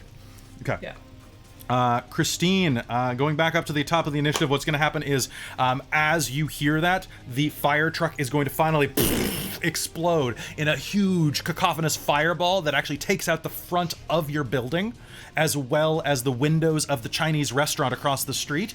Fire is going to erupt all around you. It is your turn. What do you do? I heal all that lethal. You do heal all that lethal. And I'm gonna roar, dig my claws in, and try and bite his face now. Okay, Because fuck this asshole. Okay, I have a defense of 8, all things considered. Okay, 1 sec. And yes, I've been singing Starboy for this character for about almost 6 months now, at least. So yes. So it was a defense of 8, you said? A defense of 8. If you have willpower, this might be the time to spend it. I am going to spend willpower. Ooh. What? That's just, it's right in your mic. It's actually fairly far away. The mic's over there. It loves that noise then. Weird. Yeah. We're going to check your acoustics before next time we play. I want to see where this is. I feel bad for the Chinese restaurant troupe, but they have insurance. I'll roll to see if they have insurance. They do not have insurance. Oh. I spend determination to give them insurance. No, Mr. Long is going home. Okay, 1 sec. Die. All right, that ends there with 7 successes.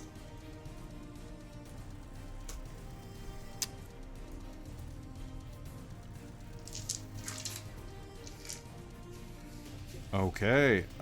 7, and that is a Teeth, bite. which is too lethal. Okay. You are going to bite, ripping his face off, clamping on tight. He's still alive. As you are biting, you are going to feel your flesh begin to burn from the constant contact. And he's going to start screaming into your mouth, just, Megan! You have him Can I held. roar while I do this, kind of? Yes, you may. You basically are gonna roaring growl against right each back other. in his This face. perverse kiss that you are locked in. Brighton, it's your turn. You have a clear shot at his back. You can end this.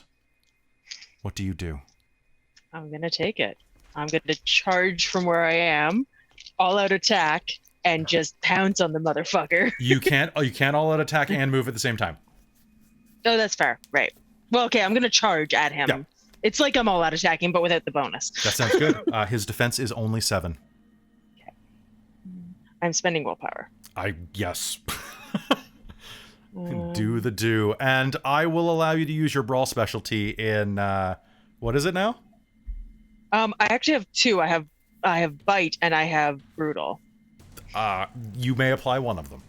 Okay, I will apply brutal because that's fun. I'll still bite, but the brutal's fun. What's that?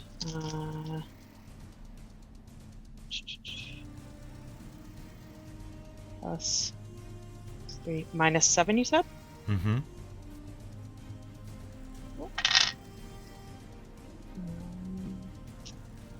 Just double checking that I don't have anything else specific.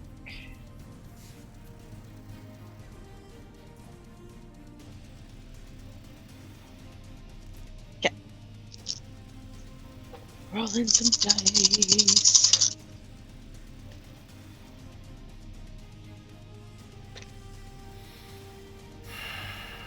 That is 3 successes. I add, actually it makes, well, I was gonna say it makes more sense if I go with claws. It's only +1 lethal, rather than teeth. But just because of the way I'm attacking, makes more sense to go after him with claws. So, 3 successes, the +1 lethal for claws, and you know, I don't know how close he is to death, but I also have my street fighting, which is used with brawl. Mm-hmm. And I keep forgetting that I have these. So I have shots to the center mask and shake an opponent, and your character knows as well. When my character makes a successful unarmed attack, the opponent suffers a -1 to his next roll. And if my successes on an attack exceed the opponent's stamina, I can choose to apply the knockdown tilt. Also, being an Urshel, I could just choose to apply the knockdown tilt if I wanted to because I was successful. All right. Oh. Brighton. Do you want me to describe it, or do you want to describe it?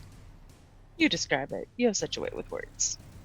Rushing in from the cold of the night, with bits of flame licking the pavement, little votives of light burning in the darkness, people screaming, running, a couple of them impaled by exploding shrapnel, some of them their eyes burning with lunacy, the moon full over your head, Luna's fury shining down upon you. You leap into the scene. Your claws connect as your immense wolf form leaps through the air, slamming in with Father Wolf's might and justice and judgment on this perverse creature, your tribal enemy.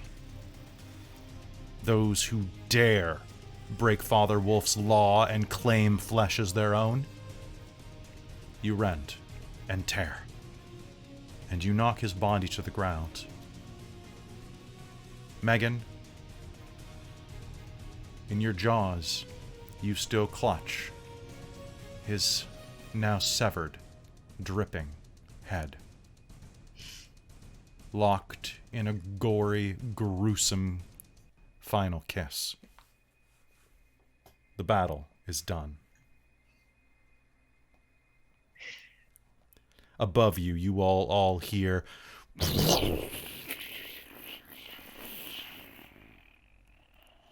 as rain begins to to fall around you torrentially.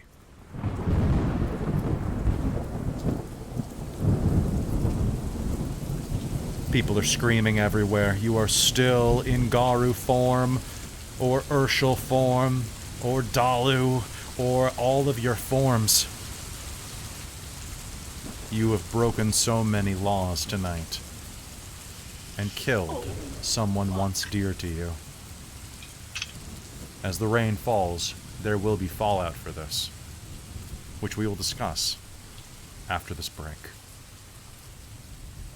We'll be right back, everybody. Don't go anywhere.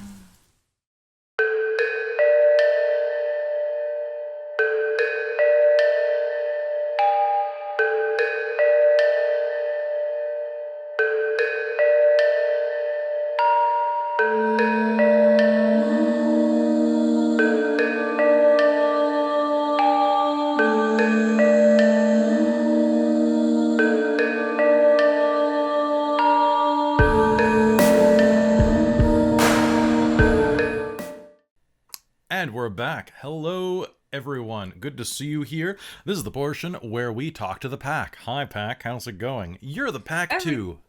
We're alive. It's fine. Cheers. There are no problems. I even pulled out my pepperoni. Dork Tales mug. Nice. It's a color change mug. That's why it looks like it's partially.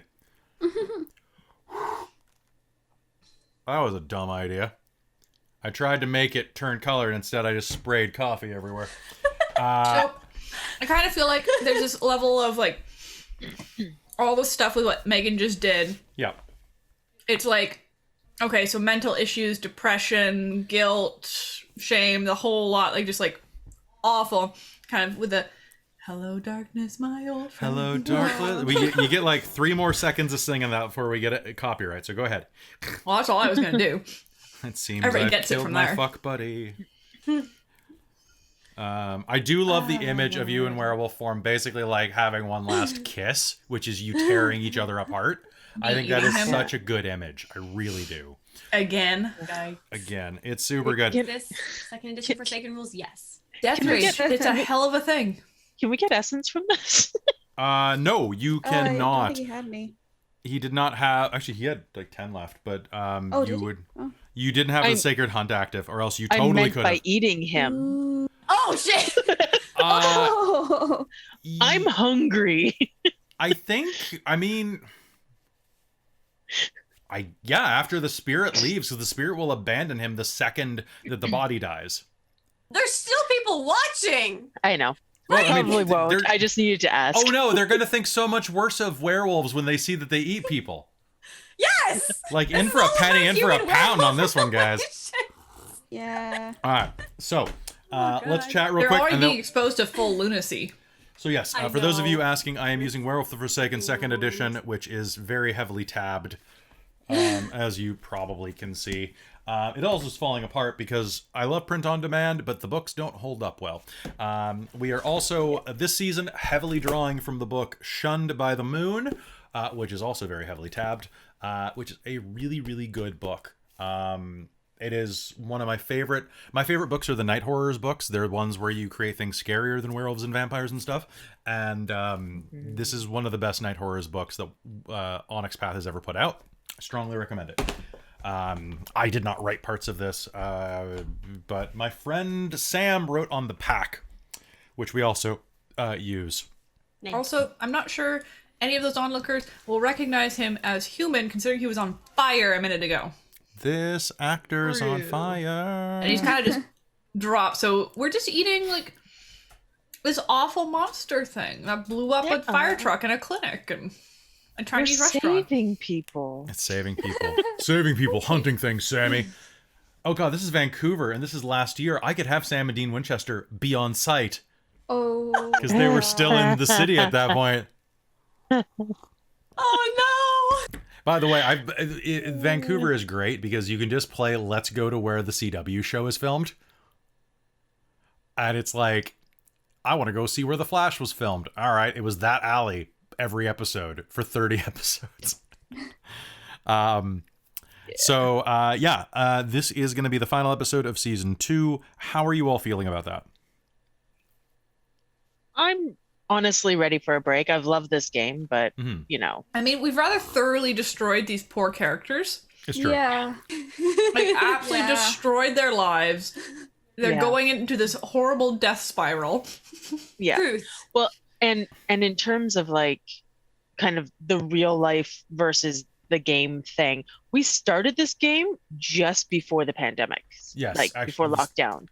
Sure. So we've had to shift from in person to a kind of rocky first season in almost immediately into second season, because we were like, but first season kind of sucked a little bit, so we need to like do better. It was okay. Like it was a solid okay. We just weren't Yeah. really sure what we were doing 100% as players. As players. And We're not saying your and story sucked. no. None of us were willing to step up and take lead. I actually Yeah. I really didn't like the story in season 1 very much. I'm not gonna lie. I think season 2 was much better. I found that running certain things on stream has been more difficult for me creatively than when I would run either tabletop or LARP games in person. Because I'm constantly worried about content. True. Right? Because I'm always kind of like pushing what Twitch allows. And I've had a couple of people say that, oh, you could have gone farther with that. And I'm like, yeah, I could have. And in real life, like in person, like in a session where there's no cameras, I might have. But I kind of have to be wary of what is available. For example, we are running Aberrant, the superhero role-playing game by Onyx Path over on the Onyx Path channel. And one of the things that I put forward before we started game is that I didn't want to have any like homophobia or transphobia present in game, or any racism, because I find it boring in games, really. Like I find, unless you're straw manning to go beat up some Nazis, that, you know, it's something different. But as soon as that game ended, I had a player approach me and said, actually, I was hoping we could do some stuff with homophobia, because I want to play a character who is subjected to it and then has to overcome it. And I'm like, okay, this is a conversation we can have. But I will never put that forward without a player approaching me is much different, right? Like that's preemptive consent, and it also is based on my comfort level, right? Because, as far as season 1, I was finding it really hard to plot the game, to be honest. Season 2, I did my LARP approach where I put so many plot threads that there, no matter what you do, there's a plot. Sometimes slightly too rapid fire, but Yeah, it did get a little confusing because I was like, I don't know which thread to follow. The answer is How much your of- favorite. Yeah, but because I'm like, just all the seem white different. aura. paralyzed by choice. Yeah, too indecisive.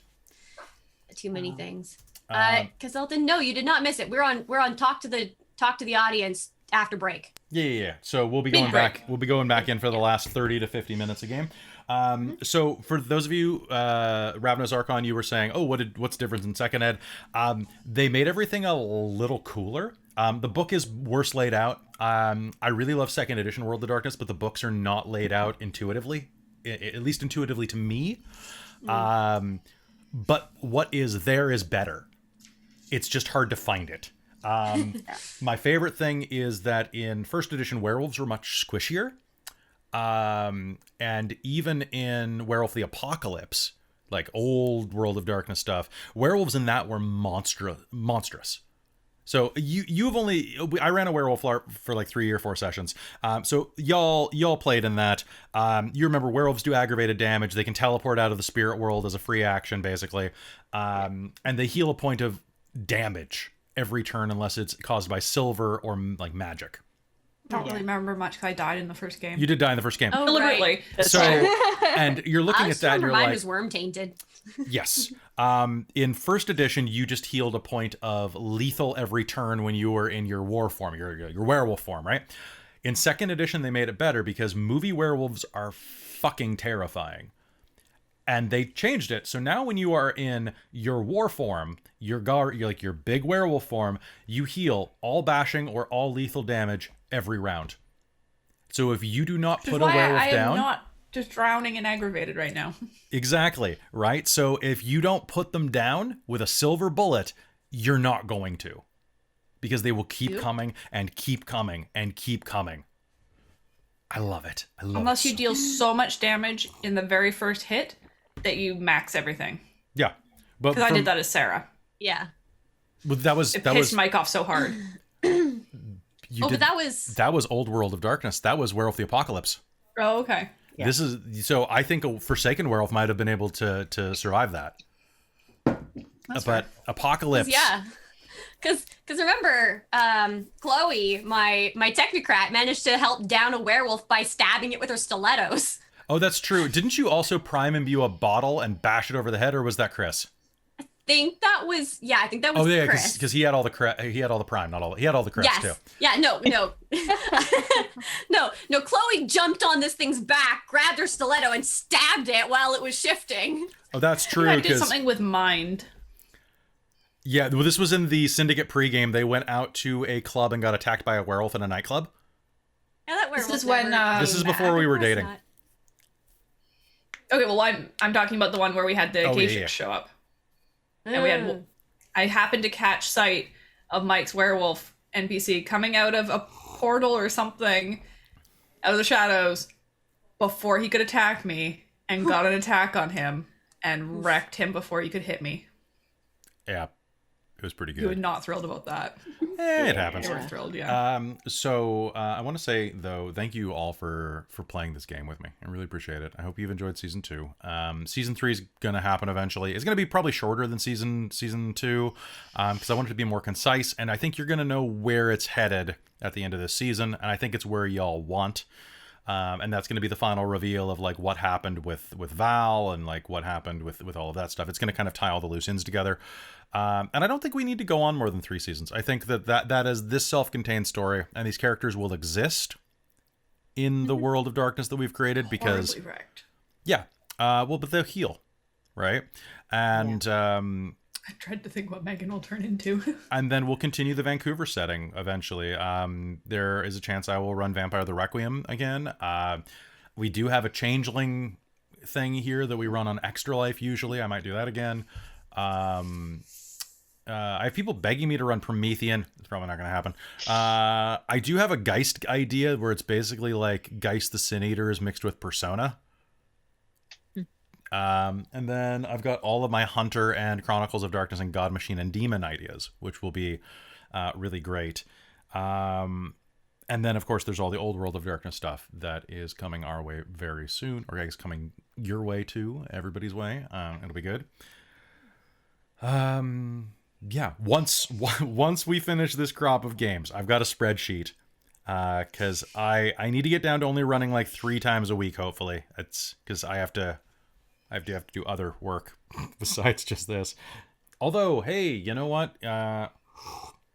Help me make this my normal income, and I'll do it. I'll keep doing it 4 or 5 nights a week, because then it's my job. What was I going to say to you? Cool. That would be cool. It would be exhausting. So cool. It would be. I mean, It would basically, be, this yeah. is my job right now. Yeah. It's exhausting. Shocking. Well, it's almost like performing is tiring, right? And doing. Right? Yep. Honestly, if this was a play, it would be easier because I wouldn't have to come up with the script every night. Yeah, Well, it would be the same thing every night. Yeah. Plus, also, usually shows are done in like chunks. Yep. So you usually get downtime in between. Also, So, yeah, Really. Yeah. Jen? You might be doing like 8 shows a week, but for like, several months, and then you get some downtime. Exactly. Yeah. Well, and it's also I'm the writer, producer, director, casting director. Like I'm, Social media guru. Editor. I get some help. Video editor. Yeah. I have help with these things, but also like getting all these games running and doing the scheduling is hurting cats. So I appreciate you all making time for this. I know you're very busy. I know Caitlin's schedule is particularly flexible and weird because it's almost Yeah, like we're in the it's middle of weird. a pandemic. It's like a soap on a budget. I mean, like, yeah, if you consider it a budget. The Patreon does okay. It's a soap on a deficit. It's a soap on a rope. And I'm at the end of it. No. Okay, so I am the lighting and tech manager as well. Damn.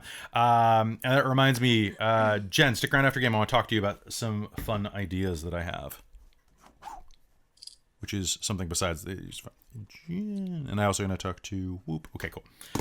whoop, whoop, whoop. Don't be stressed about it. It's something I just want to check in for a tech thing with you for future plans. Because I realize that you might not want to wear headphones for certain things, but I want to check in on like how that works with you because of your auditory stuff. Yeah, fair. We'll talk about that after game. It's irrelevant. What were the last things before we hop back into game? They were, I love you, and thank you for watching, and a woo. A woo. A woo. A woo or ooh woo? Ooh. Why not? Ooh. Oh my god, worst werewolf. Worst or best. No. It's a werewolf. Can we have an werewolf. woo command? Oh, we do. Oh, I mean, we have a woo. No, I We need have an a woo, but can we have an ooh? no. Okay. Ara ara. Ooh. I hate this. Thanks. Ultra Rage Beast. Okay. What was the last thing I was going to say? So I hate we it. have some fantastic games coming your way after this season. So, hey, don't forget about us. If you like what we do here, give us a follow on Twitch. Give us a sub on Twitch if you have disposable income and would like to. Give us a sub on YouTube because I want to see those numbers go sky high. I'm really hoping that on Twitch, I'm going to be able to get Dork Tales to 2,000 followers by the end of the year this year. We're on track to do it if we keep doing this. Nice. Which is exciting because I love watching our growth spurt. It's so good. I just like watching the numbers get bigger. The numbers get big. I know. The more followers, the more happy, right? It's so much fun.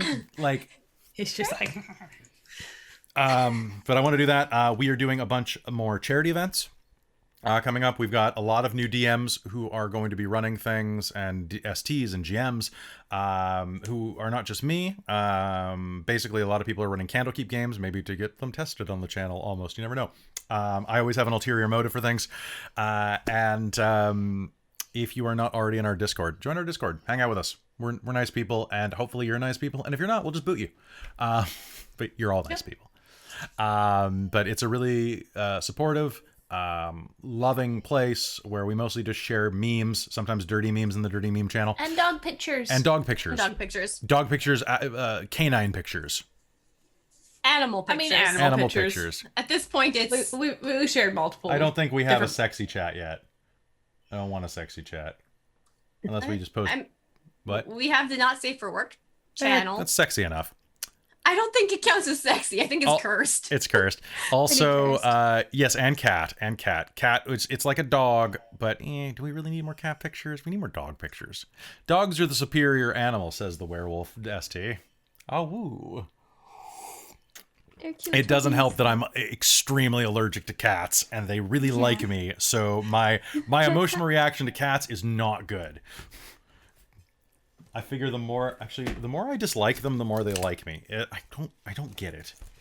It's kind of like how like certain friends who don't really enjoy big dogs, Charlie likes most, Oh, that's true. or is at least most interested in. Of like, what's wrong with you? Why are you not paying attention to me? This is true. I think with cats, it's like, oh, don't like me, do you? I'm here to be contrary. Yeah. Charlie is kind of stealthy though. That he'll just appear and try and lick behind your ear. It's because he's like a really stealthy black dog, and he's just like, or he's a very noisy one. It's very funny that way. So And of course, when our male friends were over, he would just be like, yeah, he likes I wish bros. to lick your beard. It's He true. likes does. licking beards. I think it's the texture. It's a good texture. So a couple of games that you might be excited that are coming up in our lineup. So we do have some Chronicles of Darkness and World of Darkness things in the works a little bit down the ways. We're also going to be playing some side systems. And I'm just going to quickly announce a couple of things right now because it's season end. It'll be fun. If you like Dungeons and Dragons, first of all, our very own person Amy. I said Miss Amy. I was gonna say Miss Amy, and I'm like, oh, but I want to hit your they as well. So Miss Direction. I don't know. I saw something once online where someone was trying to say Mr. Yee, and they went with mystery. All right, so Yes. Mystery Amy. So Amy is going to be running a D&D game starting sometime in May, probably, where you'll actually get to see me as a player, and quite a few of us are in that. So that will be good. My wig is in the mail.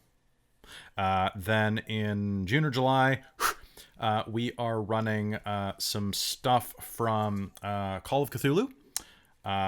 Because my friend Hayden Davio has been wanting to play Call of Cthulhu for quite a while, and I convinced them to come and play by saying, okay, I'll run it for you if you play. And they were like, all right.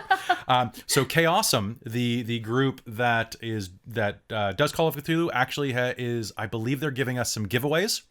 So if you want to get into Call of Cthulhu, I might have some free books to give away during that. Also, I will be running the Alien role-playing game, which will definitely have free things to give away because Free League is the coolest publishing company that I've ever dealt with. And I really love Onyx Path, but I emailed Free League and I was like, hey, I want to run this module that you have, but I don't have it. Can you like give it to me? And they're like, yeah, sure. Also, do you here's the core book. Do you want it? Here you go. Do you want stuff for your stream? Here you go.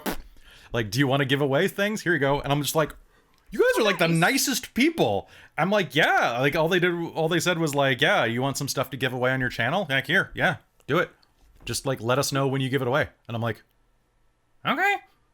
They're super nice people, and their games are really cool. So we're gonna be doing that. And then I also just got my copy of Savage Worlds and Deadlands. So we are gonna have cowboys this summer. Games. I kind of want to play the Alien one. I don't usually do horror, or like. Yeah, the beautiful thing about the Alien one, I'm supposed to kill you. Yeah. No, like. Yeah, that one does sound fun. It sounds kind of brilliant. Well, we're going to be doing a TeePublic order to get a bunch of like old band shirts and Nostromo shirts. So if you want to end, like, just do an order. All right. They are free PDFs. Yeah. So it is going to be a lot of fun. We're going to be doing more of like a small, like 6 to 8 episode, like contained model on a lot of games, just so that they're like single plots, and then we can always come back to them later if we want. Except for Alien, which everybody's going to die, so it's going to be great. Which still go back to the game, just not the same group. Well, I mean, technically one person can survive and maybe bring their cat. I love that review. No one listens to the smart woman. She and her cat survive and everyone dies. Oh, wow. Run Blades in the Dark. I have Blades in the Dark on the shelf over there. I really would like to run it, but I only have so many games that I can run at a time, unfortunately. It's on my list. So is Band of Blades, which is similar to Blades in the Dark, but it's about a legion trying to hold off the undead for long enough for all of the other living people to escape. And it is a grimdark, you gonna die or worse game. Like there is like, you basically can't win. And it's a really cool mechanic because every campaign you run, depending on how far you make into the campaign, the next campaign gets bonuses or penalties based on that because you play a different legion. So like the North managed to hold off for 4 months. What does that do for us? It's pretty neat. And then we got Cyberpunk, and then I've got Worldwide Wrestling finally showed up this week too. Like the wrestling role-playing game. Oh yeah, brother. Oh my god. So I still need to read through Thirsty Sword Lesbians and look at that. But I don't think I couldn't run that on the channel though. Yeah, you could. Maybe. We'll see. I would be fine with you running it on the channel, especially for Extra Life or something. And Amy, maybe. Your copy's in the mail.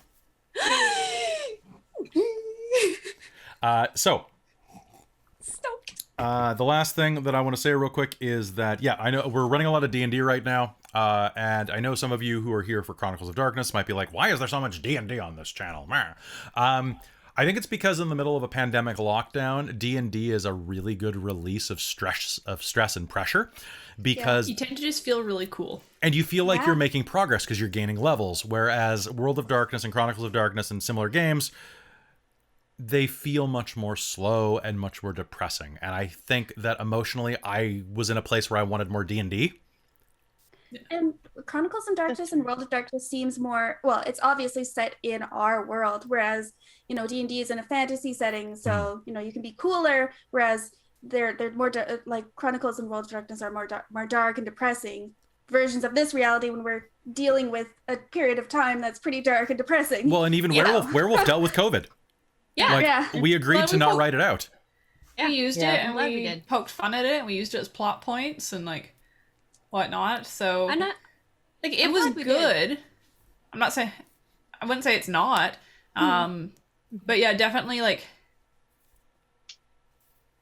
most D&D games tend to just be, even if they're meant to be kind of horror, they end up being more fun and supportive of each other sort of There's games. a distance to it, I think, as well from like what we're Whereas in. like World of Darkness sort of games, you're really heavily encouraged to have conflict between players too, right? Mm-hmm. Drama and stuff like that. Stuff's all the stuff I love, and I love the catharsis of it, which is why I'm not playing in the D&D games, and I'm playing in these games instead. And it's good, but it's definitely not what I'd want to be doing all the time. Sure. I'm definitely feeling a lot of desire for more Chronicles and World of Darkness. It's though. almost like the world is starting to feel a little better. Kind of, right? I mean, we'll sort of we're in our second pandemic wave in BC. Like it was fine, and then it got really bad again. Are we calling this the third wave? I think it's the third wave. Is it third wave pandemic? Yeah. I like my pandemics like I like my feminism. Third wave. I think there's a lot of there's a lot of media that's like, we need to be, prepare for the third wave, and it's like, no, we're already there, guys. It's here. Like we've already broken records in like our Well, I think that's the thing I've learned, like with playing these different games, is that I've learned I prefer being cooperative with fellow players, because if I get competitive or get the conflict happening, it tends to get too serious in World of Darkness games, and it's really hard to let go of it in real life. Which I don't like, because I don't want to be angry at my friend for what they do in game. Yeah. So I do find that difficult, and I think that's why I enjoy D&D and those sort of games more. I think that you... Sorry, go ahead, Jen. I was just gonna say I don't think I have that problem, which is probably why I like the World of Darkness stuff. This is true. I have this problem playing competitive board games. Yeah, you do kind of turn into a bit of a monster in some of those games. You get twitchy. Even in cooperative and I try games. Not to, because I don't like to. We when we went on vacation, we brought our pandemic legacy with us, and we got kind of snippy at each other a few times. What happened? How's the world doing? So awful. Well, America's fine. The last month. America's fine. Canada's fine. Much of Eastern Europe and China's great. China's doing great in our pandemic. The Asian countries are fairly fine. Australia hasn't even been touched. Like Russia and India are just Russia, India, and a little bit of the Middle East are. We've lost like 4 cities in that game. We roadblocked an entire area. Yeah, we were just like nope. But no more no risk of spoilers. Go play Pandemic Legacy if you have the guts for it. It's great. It's so good. So with that, there will be a lot more Chronicles and World of Darkness stuff. Don't worry, we're gonna run a bunch of stuff. And our current D&D games, when they end, we're probably cycling out of D&D primary for a while. I mean, Shards of Nirn is gonna be some of you and the Dorktales team have seen the schedule, and Shards of Nirn is slated till 2023. Because I gotta get you guys to level 20. I promised. I'm gonna promise. You did. Yeah. I want to get there. I'm gonna be like living in Shanghai in 2 years and Skyping Amy, who's the only person who will be left in the game. This isn't Rise of the Moon Lords. We'll be fine. Christine will have just be fed up with me by then. Oh. Maybe not. I don't know. I got a cute butt, so you never know. I'm pretty sure I'm still responsible for you by that point. Not by 2023. Oh, does it expire by then? Yeah. Level 20 is a scary place for a GM. Haha. It's almost like I kickstarted the CR30 book. The book where you actually have to fight Cthulhu. You promised us we'd be punching gods, okay? Yes. If I can't punch a god, I will be so angry. You will be able to punch them with something. I will have wings. It's going to be great. At that point. I'm going to be a fiery-haired dwarf with great big angelic wings. Nice. Of like radiance. So yeah, I think that it's going to be really complicated to get that high, because level 11 is already really rough. But all right, folks, guess what? It is time to go back into the World of Darkness. And I'm sorry, one sec. Everything's fine. I drank a bunch of carbonated water, and I've got a burpee, and I one of my wires has decided to wrap around my foot. There we go. It loves you. Dropped my camera. Yeah. All right. That's why. There you go. All right, everybody's perfect. You're all perfect. Thank you very much for watching. Let us continue with Werewolf the Forsaken, the Bitches of Brewery Park. Now, before we head right back into the action real quick, I do want to do a brief moment of housekeeping. So I want to do our harmony checks first. Okay? Yeah. So we're going to hop back in right now. Ready? 3, 2, 1. Welcome back to Werewolf the Forsaken, the Bitches of Brewery Park. Now, before we hop back in, let's do our harmony checks real quick. Right now, I have, let's see, staying of the Hissel, violating the oath of the moon. All of you are on a breaking point toward flesh for this. I need you to roll me a resolve and composure roll at a -2. Oh. Toward flesh. Oh. And hold on one moment. You also gain a penalty for each dot of harmony above 5. Oh, okay. I gotta reroll then. Does not apply here. I am at 4. Okay. 1 success. All right. If the roll is a failure, you gain a point of harmony. You do not gain a point of harmony, Christine. I failed. All right. You gain a point of harmony. So I'm at 5 then. Okay. Then you're perfect. So we'll talk about that in a second. What did you get, Caitlin? I failed, so I'm back to harmony 7. Yep. Right? I was 6 to go to 7. Okay. And Jen? I failed, actually. The first one I've ever failed. All right. So you're going to go up. And then let's see. Yay. I didn't want to do that. Eating processed food, slaying a human or wolf, staying in the Hissel for a week, hunting humans as food, killing a packmate, eating human or wolf flesh, inflicting lunacy on a loved one. None of you are above harmony 8, so that doesn't matter. So real quick, I just hit harmony 8. Oh, did you? I did. Okay, so it is now a sin for you to inflict lunacy on a loved one, to lead the Siskerda. Cool. Spend more than 2 days away from your pack, or stay in the Hissel for a full day. So you cannot be in the spirit world for a full day. Oh, posture check and hydrate. Good. Well, I'm pretty sure Megan is the right master for Siskerda anyways, so... Yeah. All right, so harmony going down. Jen, you have self-control for 30 seconds when in Basuim. Your Karuth trigger is common now. Yay. Which means that, it is territory, right? Or is it? Yeah, so it's when I see a werewolf I don't know in my territory. Okay, that is beautiful. Okay, and then also going down, that is going to adjust something else about you with... One moment. So now it's your shape-shifting that is affected by this. At harmony 7 to 8, you must spend 1 essence to shift as a reflexive action or take an instant action at no cost. Is that all that happens at harmony 8? I think it is, actually. I think that's... Harmony 7 and 8 are basically the same. Mm-hmm. Oh, that's and then right. 9 and 10. You also, I think you suffer a penalty to reaching. Across. I think stepping over is more difficult for you now. Unless you're... Yeah, fair. Does anybody have harmony 3? No, I'm at 4 still. Anybody with harmony 3 no longer needs a locust to enter the spirit, by the way. Yeah. Get there. Did we do anything to break towards spirit today? You did not. Unless you eat, Chris, you do not. So real quick, anybody else who is at harmony 7? All right, Karuth trigger specific, control time 1 minute. 6. Christine, what are you at? 4? 4. Okay, so you're specific, 1 ban and 5 minutes of control. And Amy, you are at 0 bans, 0 Karuth triggers at all, except for silver, and massive damage. Out of 5. And 15 minutes of control. Noise. So that 5 is pretty... is where you want to be. That is right where I want to be. Okay. And well, it's where Kate wants to be. Amy wants Kate to be lower, but Okay. I kind of want mine to lower still. Right? Also, I will do your aspirations at the end of game. In the meanwhile, let us head directly back in.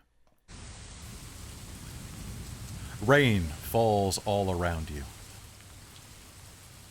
The fire struggles weakly as the water mixes with the burning gasoline. It's not long now before the entire place will be at peace again. In the distance, you can hear the sound of other fire trucks, ambulances, and police cars headed this way. People are screaming. There are at least 2 people on the street just sitting in a bike lane, staring at you with wide eyes. For a moment, you don't think they can even see you. What do you do? Well, Kate would like to dart somewhere that is out of sight, and shift out of Garu. Okay. Yeah, same.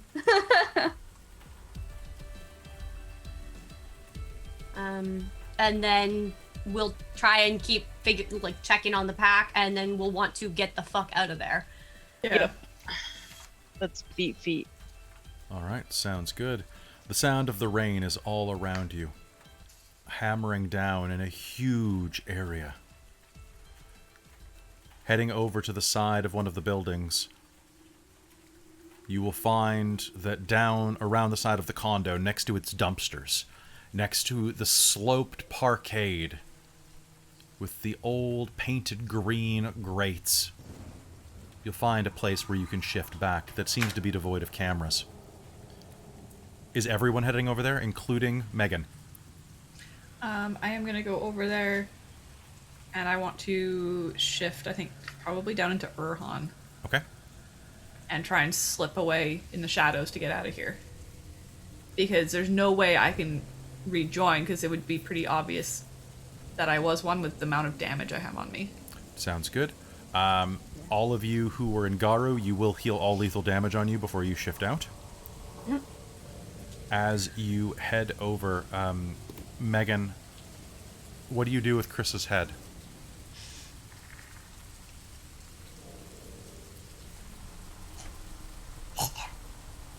You spit it back onto the ground.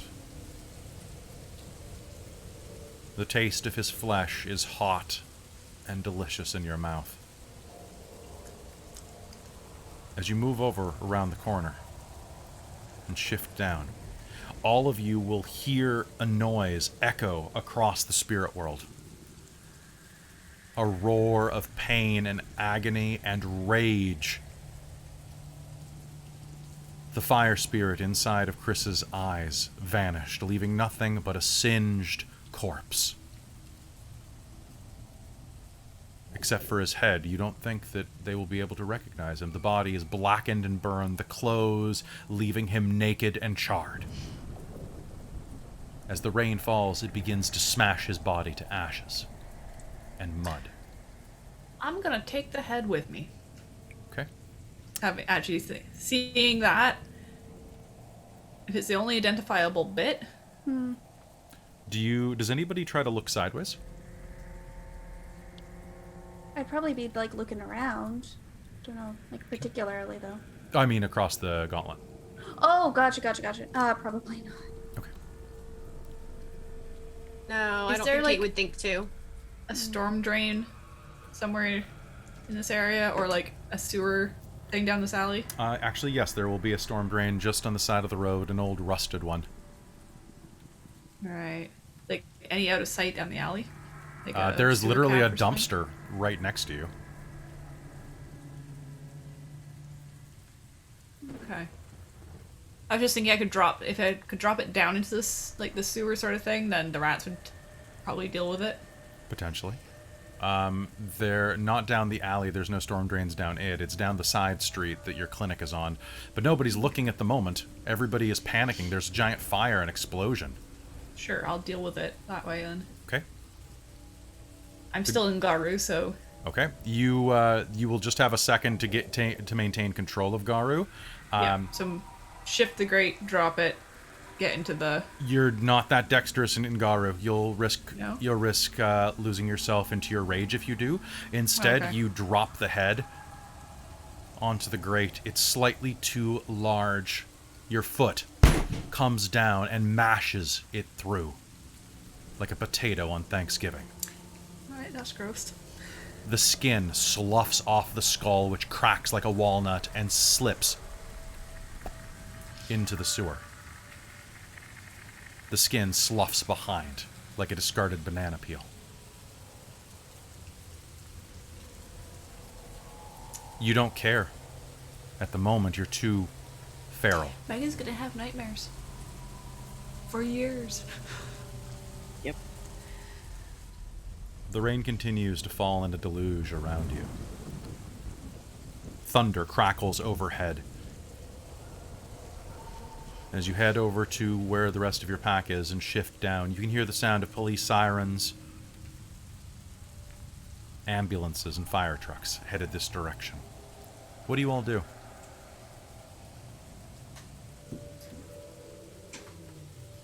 I'm I'd say gonna we should make probably sure. run. Yeah, I'm gonna make sure that we're all like away from there and not dying or death raging, and shift into Urhan and start to just book it out of there, but making sure Pack's following me, Okay. or at least going on their own. Yeah, Claire will follow Brighton's lead and shift down to Urhan and follow after. Does it? Kate's gonna like. So I'm wondering, does it make sense for us, like, if it would occur to Kate that maybe having a full group of wolves running through the city might attract a lot of attention, and whether or not Kate should stay in humanoid form and try and slip into the chaos? I mean, maybe. It's Because pretty that's late. kind of what I'm thinking. Yeah, Sure. it's pretty late. Kate's gonna. Yeah, I'm gonna I mean, try and slip 3 away. is not too bad. 3. You act like Megan's not gonna hide the fuck out of stealth. I mean, yeah, I'm still thinking. Megan's not gonna be seen if- unless I horribly botch this. If Kate stays in human form, Brighton's gonna try and like catch her attention and just be like, kind of like one of those be safe nods if she heads off. I'll be fine. I'll meet you back at the den. Okay. Before Brighton takes off, she's going to actually kind of just step over to Kate if Kate doesn't back off, and just kind of lean against for half a second. Kate will allow it. Just kind And of, then- and she'll kind of lean back and. We'll...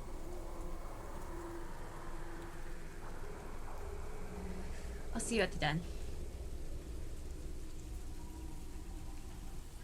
And with that, And then I'll try and stealth off. you as well. separate. Kate, being uninjured, well, for the most part, My and one egg. you have one egg, and that was done. It's the one around the neck. So that was yeah, the... that's going to be largely on your upper chest. You'll probably want to cover that with a tattoo or something. Yeah, eventually. You begin to make the way back. You're only about a half a mile from the den. And with Megan's leg the way it is, as she slinks along with the rest of the pack, you'll actually be making it back roughly at the same time. She's going to slow the rest of the pack down. But the pack stays together. Before long, you'll find yourselves headed along that back street that leads to the den.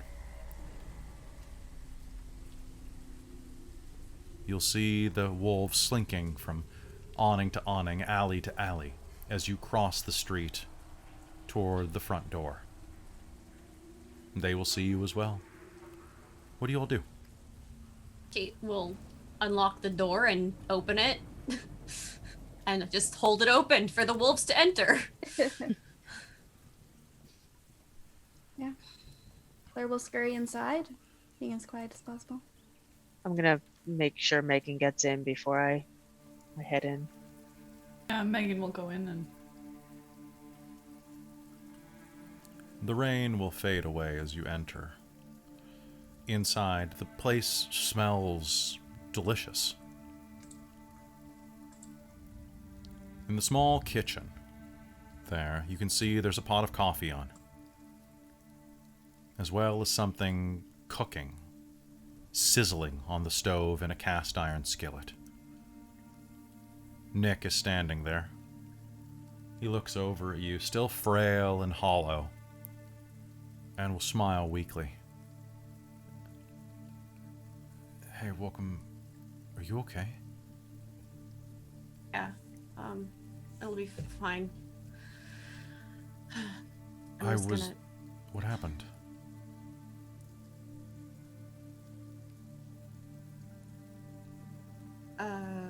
Megan's gonna go flop in front of one of the wall heaters and just stay in Urhan.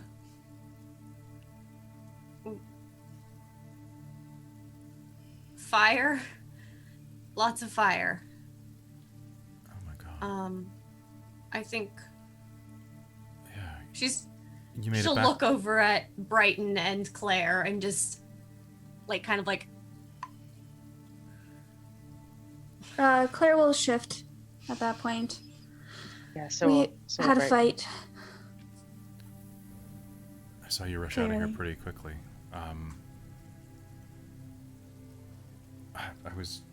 You're back a little earlier than I expected. I was trying to make some food for you.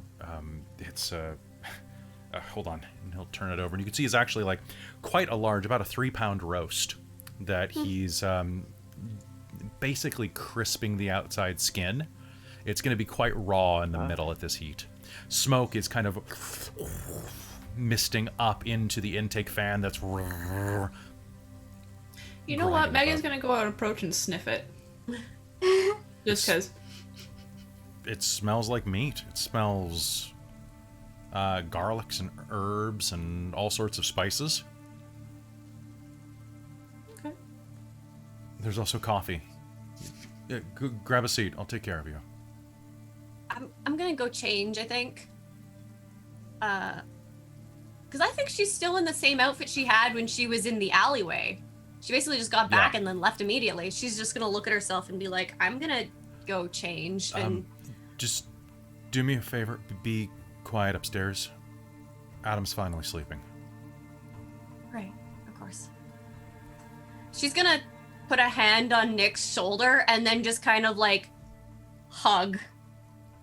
And then walk off and head upstairs. Thanks. Yeah. I'm glad you're okay. Megan's gonna lick the back of his hand. And then go flop again. I'm gonna grab some coffee in a moment, but I want to go shower first. That sounds good. Thank you.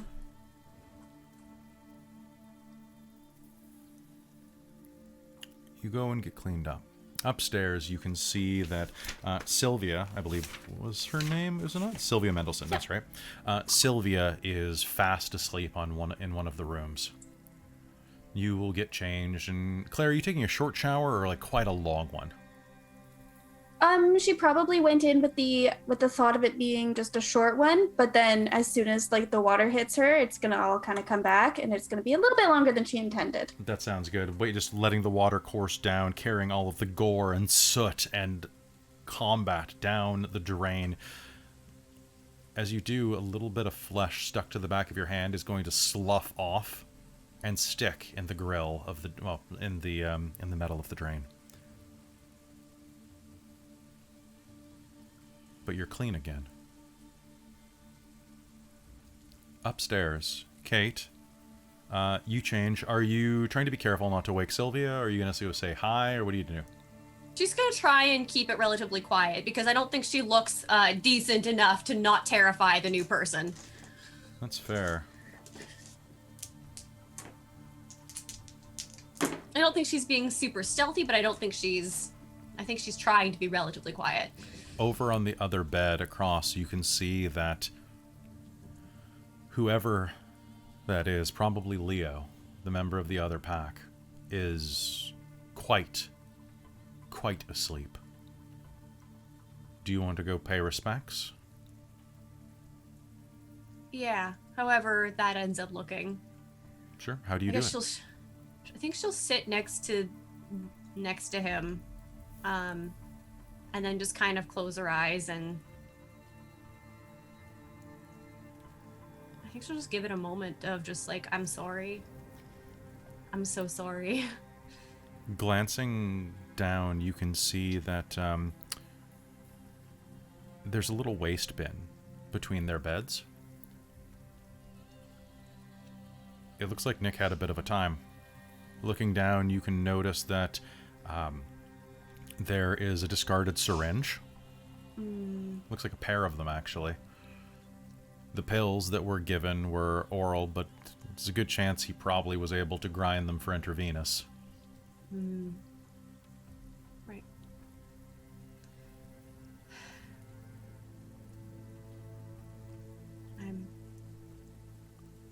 I'm so sorry. This... I don't know that I don't think I can fix this. But I'm sorry.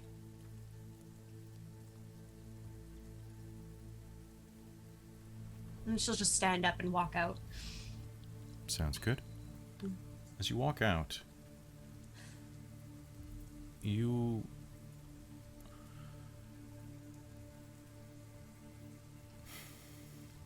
take a brief moment and look at your new potential pack member. Sylvia's a slight girl. And laying on the bed there, she looks like she's completely melted into it. This day has been exhausting for her. The last 48 hours of her life, or 72 hours, have been some of the longest that you imagine she'll ever have. She's sleeping like the dead. Her breath coming slow and heavy. But she's packed now, right? Yeah.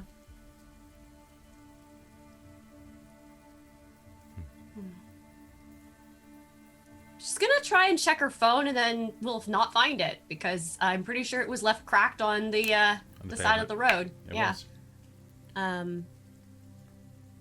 But yeah, she'll head back downstairs when she's changed and however long that takes. Probably no more than 10 minutes, 5-10 minutes. All right. Claire, you'll begin to start getting ready to get out of the shower at that point. But as you're doing that, Brighton and Megan, what are you doing? I think Brighton's just like she shifts up to human, just kind of puts a hand on Nick's shoulder, kind of thank him, and then just goes and curls up on the couch because she is just mentally, emotionally, and physically exhausted. I'm guessing that the fight was particularly bad. Yeah. I'm sorry.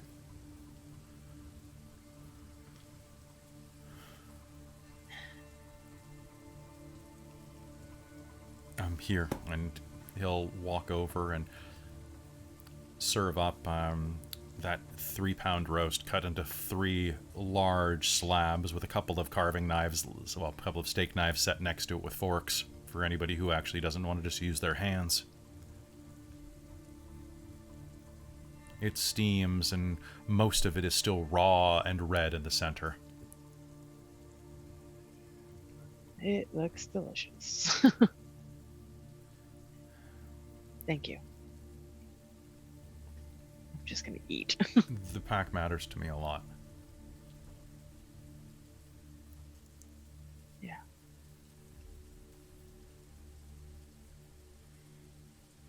I'm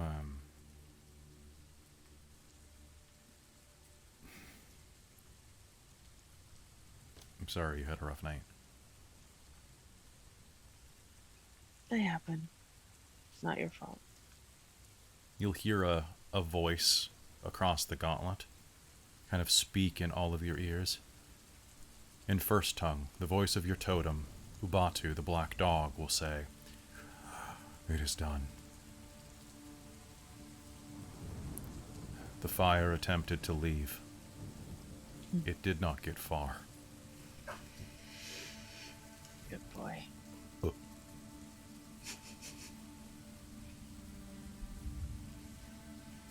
I am going to lick my wounds for a while. He was still quite hot. Nick's phone buzzes. He checks it real quick and... Okay. I'm gonna go upstairs and... I guess check on our guests and make sure that... he's still sleeping, I guess. Dig in. The coffee's there. There's also... well, there's... I found a bottle of whiskey. It's just on the counter. Whatever you need, right? Yeah. And slowly and delicately, he will walk toward the stairs, passing Kate as she comes back down. At that point, Claire, you'll have had the time to get completely dressed and showered, with some spare clothes that you probably keep in a little cubby inside of the bathroom, and head back in to the main area. The food is all delicious and laid out in front of you. I don't think Kate's hungry. I mean, there's coffee and whiskey. Yeah, she'll drink some coffee. Okay. She'll grab a cup and just sit herself down on one of the couches. She's gonna look for the dogs. The dogs are not downstairs right now. Actually, let me double check where they are. The dogs are... you know what? Why don't we say that the dogs were upstairs sleeping on the bed, whining as you went up there, and they're gonna follow you down. That's Taco and Daisy, I think. Taco and Daisy. Yeah. The cat is She's nowhere to gonna- be seen. She's gonna pick up Taco because who doesn't want to pick up a puppy after all that? All right, Taco the puppy is going to lick your face rapidly. The rest of you will fill your stomachs. Claire, what do you do? Yeah, she's just gonna sit down and just start drinking some coffee. Maybe have a little bit of whiskey on the side, and then just start kind of spacing out eating. Okay. Kind of in Yeah, like so a what now? Megan's actually gonna stay curled up in Urhan, if we're able to. Yes, you are. And I think she just doesn't want to be human right now. Sounds good. So I think this is starting to finally hit her. So she's gonna curl up and just kind of look out at all the rain. I'm sure is coming down because it's Vancouver. It is out the kind of painted windows that you have there. Okay. Okay. Okay. You watch the So I rain think fall. she sniffed the meat and then it kind of reminded her of earlier, and she's gone. I think you're quite hungry. Yeah, but I think she's probably also in the mindset of punishing herself. Because angst. Yeah. Brighton can... I'm sorry. Me too. I didn't mean to lose my temper like that.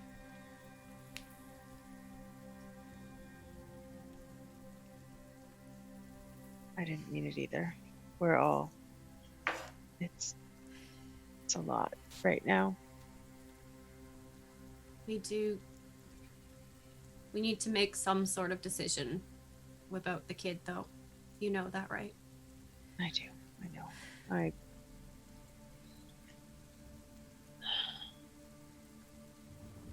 It doesn't have to be right now, though. Well, we'll figure it out in the morning. Yeah? Okay.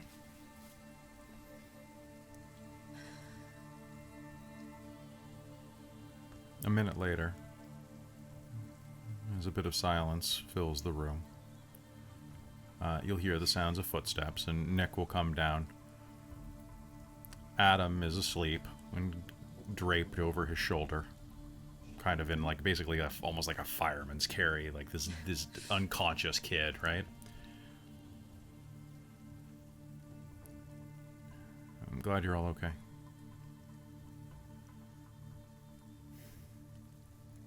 It's debatable. But yeah. You should, if you're still feeling sick, you should go and recharge at the Locust, maybe.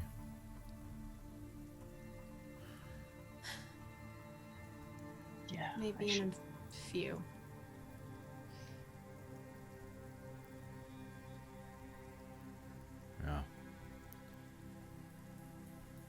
Is there anything else I can get you?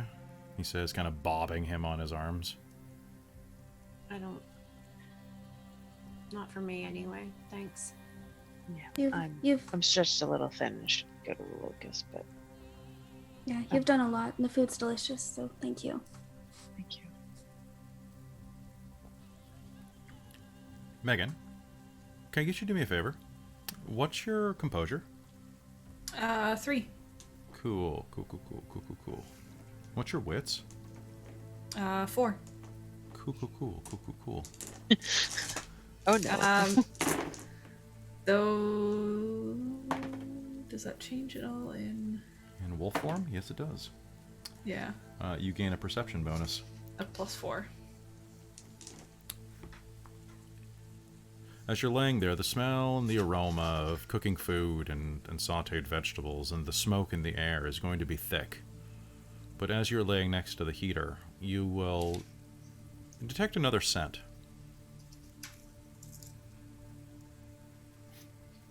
It's something familiar, something that you smelled before. It's something acrid. And it's on the air just beneath some of the herbs. And it's strong directly in front of you, in the trash can. I'm gonna go sniff it. Buried beneath papers. I'm gonna do it very the stiff-legged, like, hair up. What the hell am I smelling? As you sniff, you will see that buried beneath some tissues and papers is a small baggie.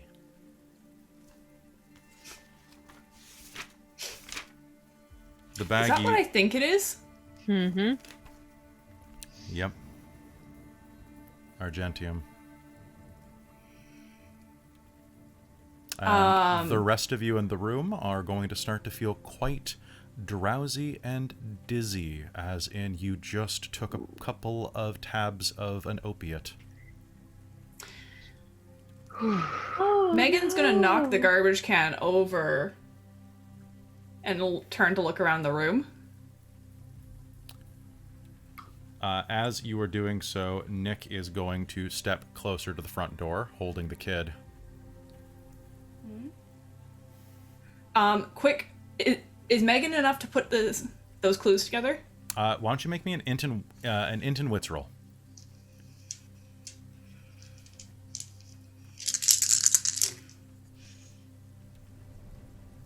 Three. 3? He's the only one that had access to that. He's going to look at you and his skin's going to go pale. The rest of your pack is going to Utter start... betrayal. She is gonna leap. Okay. What are you going to do?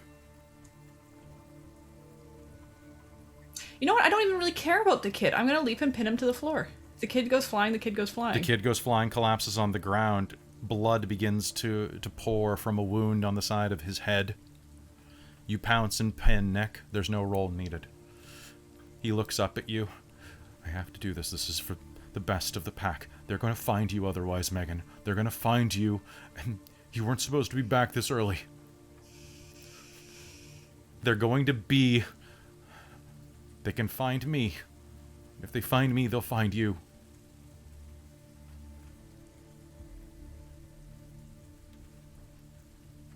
He was going to tear you apart.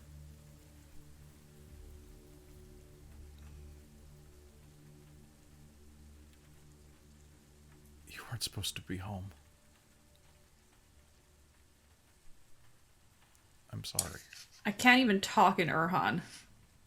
No, you cannot. We're still conscious. You are, but woozy, right? you're conscious, drugged. However, none of your werewolf abilities are going to work. Nick? I'm gonna shift, I guess, back down to Dalu, so I can talk at him. And All right, so you are pinning him to the floor in your 6'6" form. yeah. Wait. Wait, what? What did you do? Megan, what's... They're Kate's growling, like, rough voice. I'm gonna just bite out the word Argentium. Kate's gonna try and stand up. And you're going to hit the table. It's going to tip over as you hit the Nick? coffee table. Frank's also gonna try. I told you I told you I would do whatever I had to protect the pack, Kate. What are you doing? I'm sending To him what back where he end? belongs.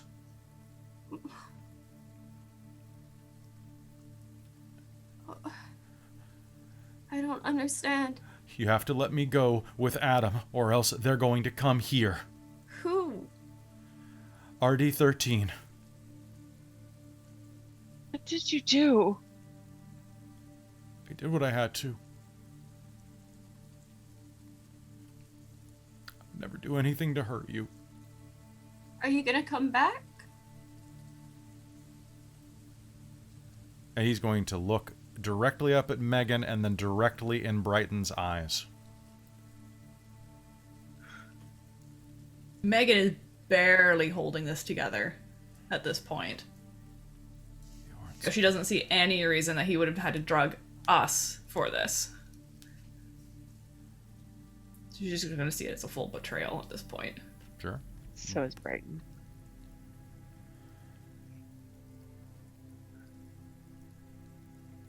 I don't have much time.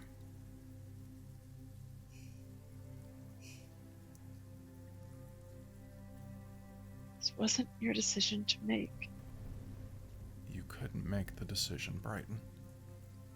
After what happened with Kate, I couldn't... You didn't even give us a chance to make the decision.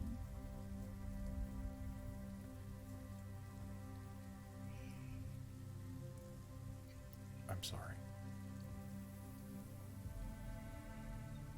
Maybe I should have.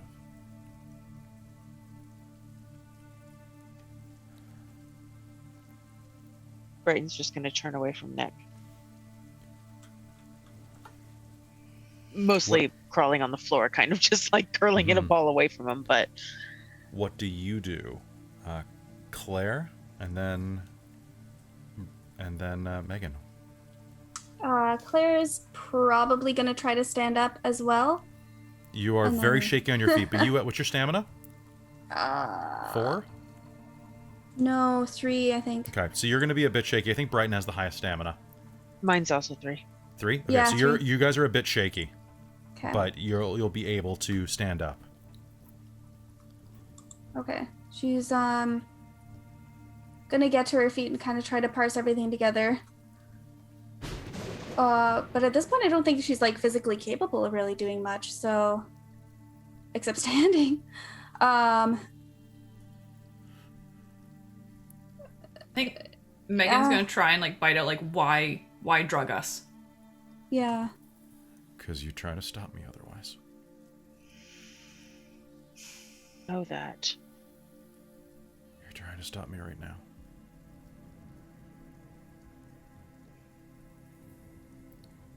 I can't let the same thing happen to you that I let happen to Val. The growling is going to increase at that point in her throat.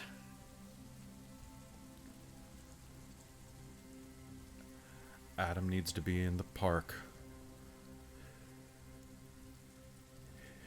in about 3 minutes.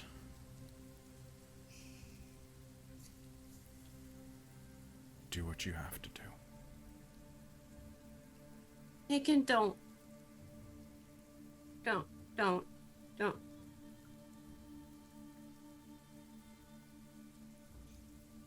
Please.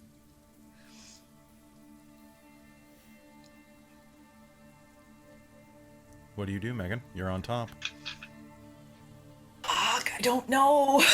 Give me half a second. I need to roll something to see if Brighton does what I just thought of her doing. What are your death rage triggers, Megan? Auspice moon. Oh, so it's just moon-based? Okay. Yeah, mine's the moon. Okay. Brighton struggles to her feet, little shaky, but she stands facing away, Nick and Megan.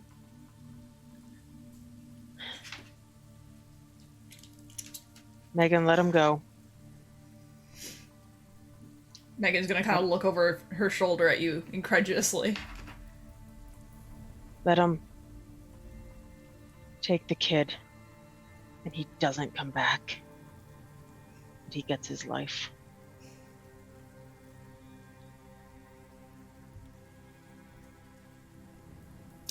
she'll submit to that. And just kind of push off and kind of snarl betrayer and turn her back to him. Sorry. What?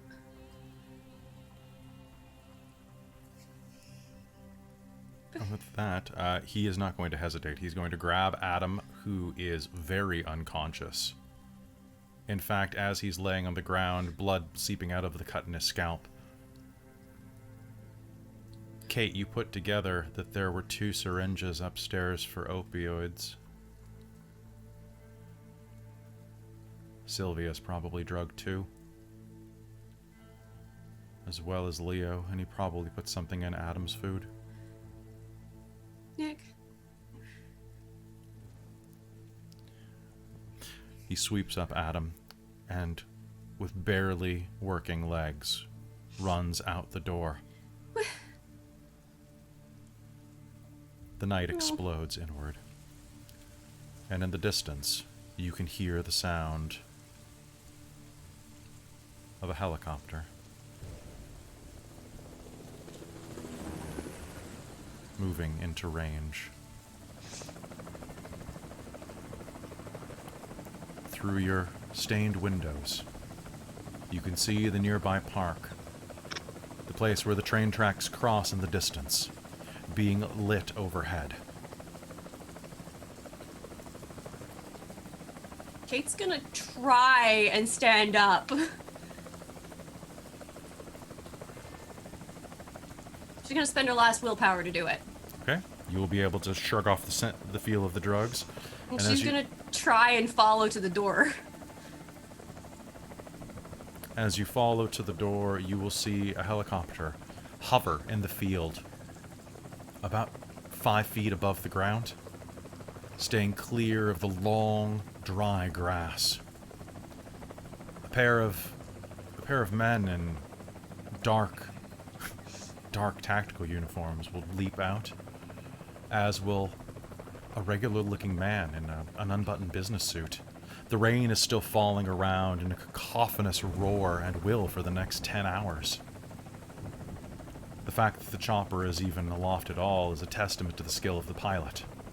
Rain is severed. It balloons around the chopper. The man in the suit looks down,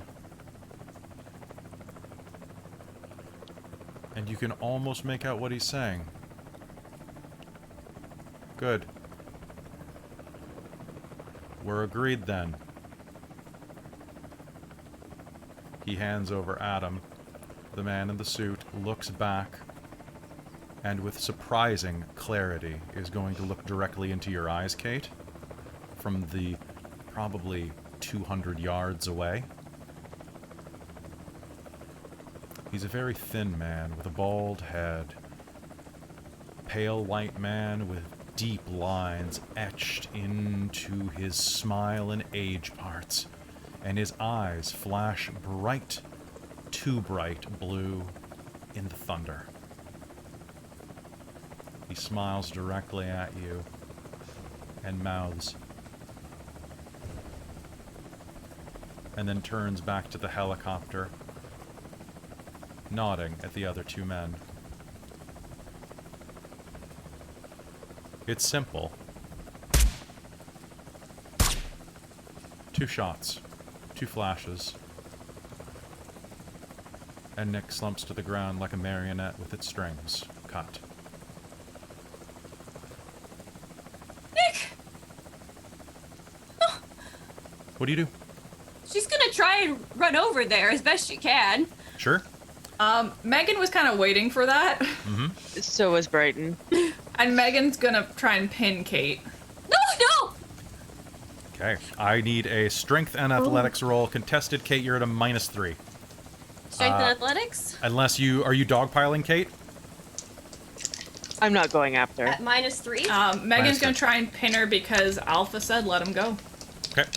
2 successes on 1 dice. Oh, damn. That is Kate. Get off! I have to... 5 successes. Okay, so you are going to try to struggle. And that's Megan. she's going to be able to hold onto your hands in Dalu and basically just like pull you back. He's hurt. I have to get over there. Get off. He's not Pack. Of course he's back. It's Nick. We can't just leave him. And Claire's also going to echo, we can't leave him, and try to, if she's screaming that, she's going to try to run and, yeah, do the same thing. Megan! We can't lose anymore. Please! He betrayed us. But he's ours. He sold us out. The kid isn't back. He sold Val out. Long before he was good to us, though. But he's... So? The helicopter flies away. Megan! In the We have to field, help him if we can. You... Please! Are the other guys gone? the helicopter has taken flight. The field is black. Alright. Megan will let her go then. She wasn't going to let her go out when the helicopter was still there. Yeah. And Kate's gonna try and push herself up and try and scramble forwards. Nick! You scramble forward, stumbling over yourself, rushing through the rain. Claire on your heels. Brayden's gonna follow, but very slowly. Even as you walk, you feel the effects of the drugs beginning to be forced out of your system. The Argentium's strong, but not that strong. Your wolf senses begin to flood back in, and so does your rage. You begin to find your way into the muddy field of tall grass. And there, lying in the rain, soaked in a pool of mud and blood, is the man that was Nick. Kate's gonna try and skid to her knees next to him if she can, and will try to do any sort of medical check to see if Even without... he can't. Nick? As you raise his head, you'll see that he has a pair of holes in his temple. But as you raise his head, you'll feel the back of his skull is gone. It was quick. No! No! As you stand over Claire, you will see something. Nick was wearing a button-up shirt with a breast pocket. There's something sticking out of it, just barely visible. I'm gonna pick it out, see what it is. It's a business card. Plastic, laminated, resisting the weather. It says, Henry Spires, Chiron Group. And on the back is a little memo, meeting time, that says, be seeing you. Well, at least we know.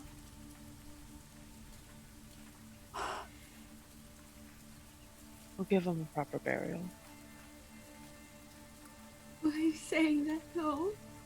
He can't.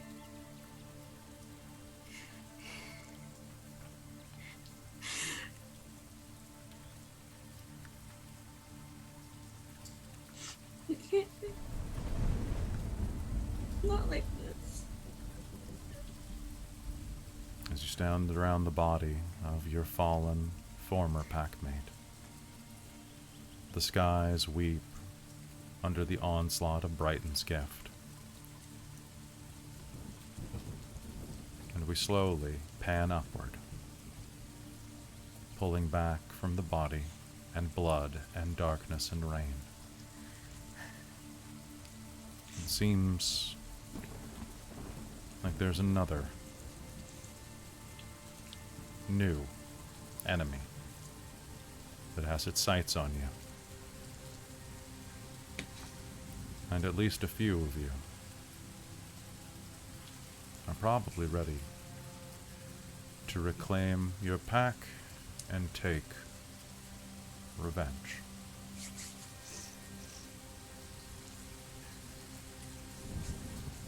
Which maybe we'll get in Season 3.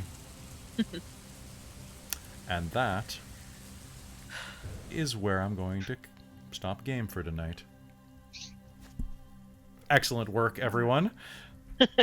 How do you feel? I was waiting for that from the beginning. Yeah. I was like, I know it's gonna happen. I know it's happening. Oh yeah. Called it. Yeah. Yeah. What, because of the because of the pre-fiction? Oh yeah, absolutely. Yeah. Yeah, well, Called it. Yeah, that was Oh, the first boy. one that I got some, really knew what was gonna happen. I knew. I know. I made that I one have easy for you. smudged all of my But that was great, eyeliner. Amy. That was wonderful. Yeah. Everybody did great. Hey yo. For the record, what I rolled was my resolve. Nice. What was, It was was like- it to what to what? What was the to alternative? to give up the kid. Nice. To give up the kid, to give up Nick, knowing that he would die going out there. Yeah. Yeah. And I feel like Nick made the right choice, but the wrong way. Yeah. And this is a agree. question I was really struggling with for quite a while. Like, would Nick do this? And I'm like, yeah, I think he's desperate enough, especially after the fight last episode, because he, if you That was the- remember, All of our turmoil. all of your turmoil, but right when you left, he grabbed you, Kate, and said, he said something like, "I understand we should do what's best for the pack, even if it hurts," or something like that. And you said, "Yes, we should." Or something. Probably. He basically asked you, "Should I do this?" in coded language, and you said you should do what you have to, or you or Claire did, and it was like it was. Kate said something like, "Use the Argentium if you have to." Oh, that's what it was. That's what it was. Yeah. Yeah. Yeah. Yeah. Brighton also didn't want, because she could tell how pissed Megan was, and I'm like, I don't want Megan to have to make this choice of. That's the thing. That's what I was torn on. Was like, as a player, well, shit. After all of this has been going down, to then have what feels like betrayal, like 100% betrayal, because in her mind, at least, he could have gotten rid of the kid without hamstringing the pack to react. Like, he put us in the weakest position possible when doing this. If those people hadn't just taken the kid and left, we could have all been taken. Yep. That was kind of what was originally my thought, was that he was going to open the door to let them in with all of us incapacitated. Had you not let him go, they would have stormed the den. And that was also the choice Brighton was making. She's like, I've got to balance all of this shit, and I'm like, I'm gonna roll resolve, and I got enough successes that I'm just like, Yes, nope, and she's doing this. the three endings for this game were that he gets away clean, were that he shows up and they see that he's conflicted, so they just cut their losses with him at this point. And then and you guys get away. And then the third bad option is you took too long, they storm the facility, all of you have been poisoned, and game ends with you being put into captivity. Yeah. That was the other option that you guys could have had off the bat. So you guys got the medium ending. Yeah. And Brighton, I feel, made the alpha decision there, which I think that was pretty was good. nice. Yeah, and I kind of felt like that was why Megan partially stopped Kate, was A, not safe. Yeah. She's drugged. No, you're not going out there where people who paid for a werewolf child, to whoever Nick betrayed us to. Probably the people who killed Val, killed my father, etc. B, you're ignoring what Brighton just commanded, and as Beta, I'm gonna put you in your place and hold you back. Like, I didn't want to be alpha, but I damn well am happy being second in command. Yeah. Okay, so let's go through beats real quick. For one, everyone take 1 experience. So a full 5 beats for this game because it was season end. Also, Amy, take an additional beat for that phenomenal role playing.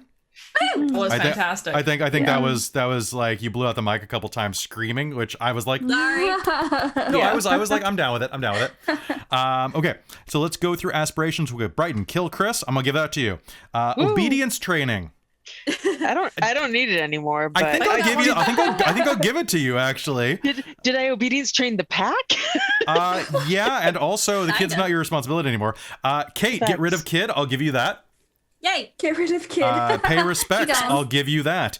Solve Sweet. RD13. I told you should hang on to it. Yep. Nice. So did I solve it or did I make progress towards it? You know what? I'll give you a check toward that actually too, since now it is a primary goal.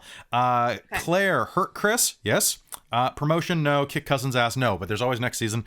End Megan? End it? Yes. Investigate. What was investigate? It was investigate. Church of the Wolf. Okay, so no. So the freaky cult people. And solidify hold on your territory. I'm gonna give you a. Kicking acclaimed out. I think kicking acclaimed out and also making That was specifically attacking our territory. and making a Faustian bargain to sacrifice a pack member in order to maintain your den. I'm gonna give you a point for that. Nice. Does any? Sorry, go ahead. We got a beat from the chat. Oh, Yeah, okay. Chief's Everybody. done a group beat for us. So that's gonna be a group beat. So gain another beat. Because the chat loved you. And Thanks, chat. does anybody else feel that another member of the party deserve a member of the pack deserves a beat from a shout out? Ooh. I think Megan deserves a beat for eating Chris's face. Yes, the making Yeah, out that's with the decapitated head. Yes. Yeah. Okay, so gain another beat, Christine. Amy's already gotten my one, my idea. Oh, You've already done it for Amy. everybody crying. take one more beat from the chat. Sweet. Oh, Sweet, thanks. So Thanks, that's chat. that's 7 beats just from the chat and the game. Okay. Anybody else want to do a shout out? Anybody else want to get something? I would like to award one to Jen for letting Nick go with the kid. I would agree with that Yeah, one. That's what I- I was That going was to say. It's just really, like really good having was to make really that hard. alpha decision and essentially. hard. And Yeah. Especially yeah, after last you. game. Brighton is so much different than she was in season 1. Like making yeah. the decision to like sacrifice something to preserve the pack. Yeah. And all right, so Claire, I want to give you a beat, but I want to let the players do it. So that's okay. You don't need to stretch. She wasn't very much in this. but you got to use your cool new power, and that I was did. That awesome. was cool. you got to That was use pretty bleed awesome. Yeah. because That that was actually amazing. pushed him over the limit and allowed him to be killed. I So- got to honestly- stack all my things. I think the beat comes more from choosing, Oh. making the choice you made in the other game. Thank you, chat. Yes. Oh, we got another So, one. You got another one sweet. from Vancouver by Oh, Night. yeah. So thank you very much, Vancouver by Thanks, Night. Thank you guys. Ooh. We're gonna end with like so much. You're going to end with at least 2 experience. Yeah. So, Yes. Yeah. okay, so that has been Werewolf the Forsaken, the Bitches of Brewery Park, Season 2. We will be back in a few months with Season 3 and the Chiron group. And who knows, I might even run a Hunter game between then where you get to play the Chiron group. Because I love the fucking Chiron group. They're pretty fantastic. I really enjoyed playing one in Well- that game that Chris ran for us Yeah. years ago now. So RD13 is not connected to the Chiron group. All right, see you later, Madeline. Is not connected to the Chiron group in the core, but I'm like, yeah, it is. Sure, it can be. Yeah. Vancouver by Night just gave us another one. Oh, nice. Yeah, do it. Oh wow. Oh, thank Thank you. you. So Thank many you. beats. All right, so that's another beat. Oh my gosh. Gotta stretch. All right. Yeah, Yeah, I feel right. you on that. I'm gonna lay on that back massager thing we got for a while after this. So that is gonna be my stuff for this season. I'll say some stuff at the end, but why don't we go through and everybody say something about the season that you want to say in closing, or just anything you want to talk about. Anybody go first? I just like to point out that the differences between the beginning of the season and where our characters find ourselves at the end of the Do it. season is Yeah. huge. Extreme. It's extreme, and it's probably more than I've ever had in any games, which is amazing. Yeah. Yeah, and yeah. from season 1 too, because season 1 for Mhm. especially for the people who maybe haven't watched season 1, It's aight. yeah, I mean, yeah, but we like as a pack, we had lost our alpha and had no idea, like none of us wanted to be alpha. Brighton And I was spent the rest of the time brand trying to new. shove it off. Megan was the most alpha but didn't want it. And so we were just like a super confused pack. And then it just started to come out that like, yeah, Brighton's going to be alpha. And then we've had all of these struggles. And I'm really pleased with where she's ended up with all of that. It's been Yeah. really good. It's been really good. Oh, also, in case anybody wondered, that was my drama bomb. I made it extra more dramatic. So I did use the drama bomb. Good, good, Nice. good. Nice. Good. Gotcha. All right. That is absolutely Yeah. true. Anybody else want to weigh in? I'm glad we got to have some super emotional roleplay here, because it's been a hot second since I actually got to go the full like cry on demand meltdown. And Yeah. I love it. I love it. It's so good. I Yeah. like I said in chat, I got mine last time with you, Kate, because yay. But yeah, it's a good time. It's so cathartic for me. Yeah, is. it I'm really finding is. it really interesting how Megan has changed from what I wanted her to be Mm. Yeah. to what she's become. Yeah, she's kind of a selfish jerk in a lot of ways. Well, she started out very much like I wanted. Well, see, part of that's also is leaning into her lone wolf aspect of it, right? Mm. Of being the Uratha. Mm-hmm. But she started out very much supposed to be the one who would go off and like influence the trap sort of thing for the pack. Yeah. And trying to work out how to make that work was really, really hard. But she's just turned into this, like, she's basically turned into the emo one. Because she's just been like Kinda. dark, depressing, everything's Great. going wrong in my life. Darkness. As a spirit and just like, fuck everything. Right? Yeah. And I like how much Claire has come out of her shell, kind of like. Yeah, and I'm sorry Dude. that given the way the season's trajectory went, that we didn't spend more time on your family and your connections to the pure. That's okay. I'm sure that'll happen. Yeah. Yeah. No worries. Yeah, I can wait. Honestly, I enjoy this game so much more when combat isn't primary. I think that the combat really Yeah. slows the game down just because of how hard it is to kill things and to actually like it's hard to hurt you guys. Like I either I kill think- you or I don't. The combat I enjoyed most was honestly like that bit in the hotel where like we just like those weird ridden spirit spidery people, Yeah, the one because that that was more like mook combat, Well, Yeah. I also right? really So we like weren't like having to really actually roll combat on them. We were just like, Yeah. how hard do you hit them?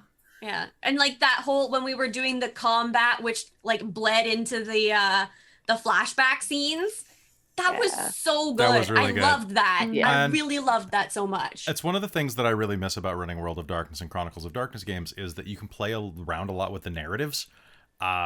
And you can play a lot around with timelines and combat because it's not quite so regimented as, say, like a D20 game, you know? And I'm really looking forward to doing some of that in the near future with some of the other games because, how did John Wick say it? Yeah, I'm back. I guess you could say I'm back. So I'm gonna be doing a lot more Chronicles and World of Darkness games, pretty soon. So Actually, I just kind of realized, you know what? For all that I tried to make her a very different character, Megan has basically been slowly turning into Sarah. I think that that's kind of the way that you're going to. I think that's going to be the way that you're kind of gonna traject. Yeah, with her, because I mean, Werewolf is such a physical game. It's true. Falling into the badass role is not too hard. Yeah. But Sarah also had like a shit ton of mental like. I think Sarah's a more Impressive. interesting character by far. I would like to see where she is someday, but Fuck yes. That'd be we'll cool. see. We'll That see what would you be can cool. pay me for that. I'm gonna collect my money. That would be so hard to go back. We'd have to sit down and like have a bunch of like conversations, like going back over stuff and remembering like what the hell we were doing. I have a photographic memory for my LARPs, so like let me know. It's true.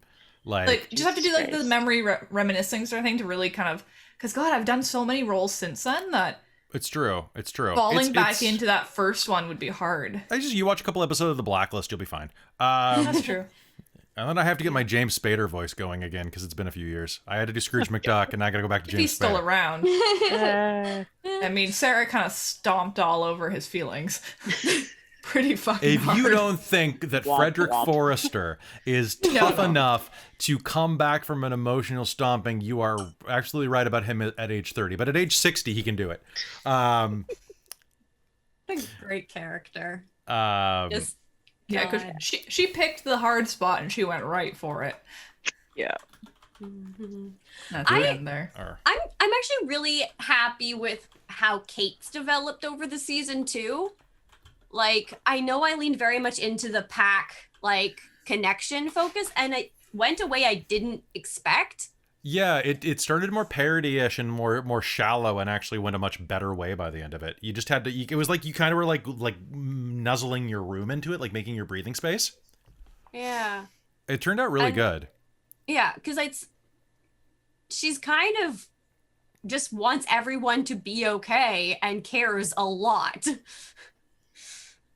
Yeah, we'll have to probably do like a good session, just us to like work out what we did in the downtime and how our characters developed over that time before like the next season. It's true. And how I'm long looking. we actually had. I'm looking forward to not running next season during COVID in or out of game, because that plot was very difficult to negotiate having like COVID as a plot point. But I didn't want to be disingenuous, right?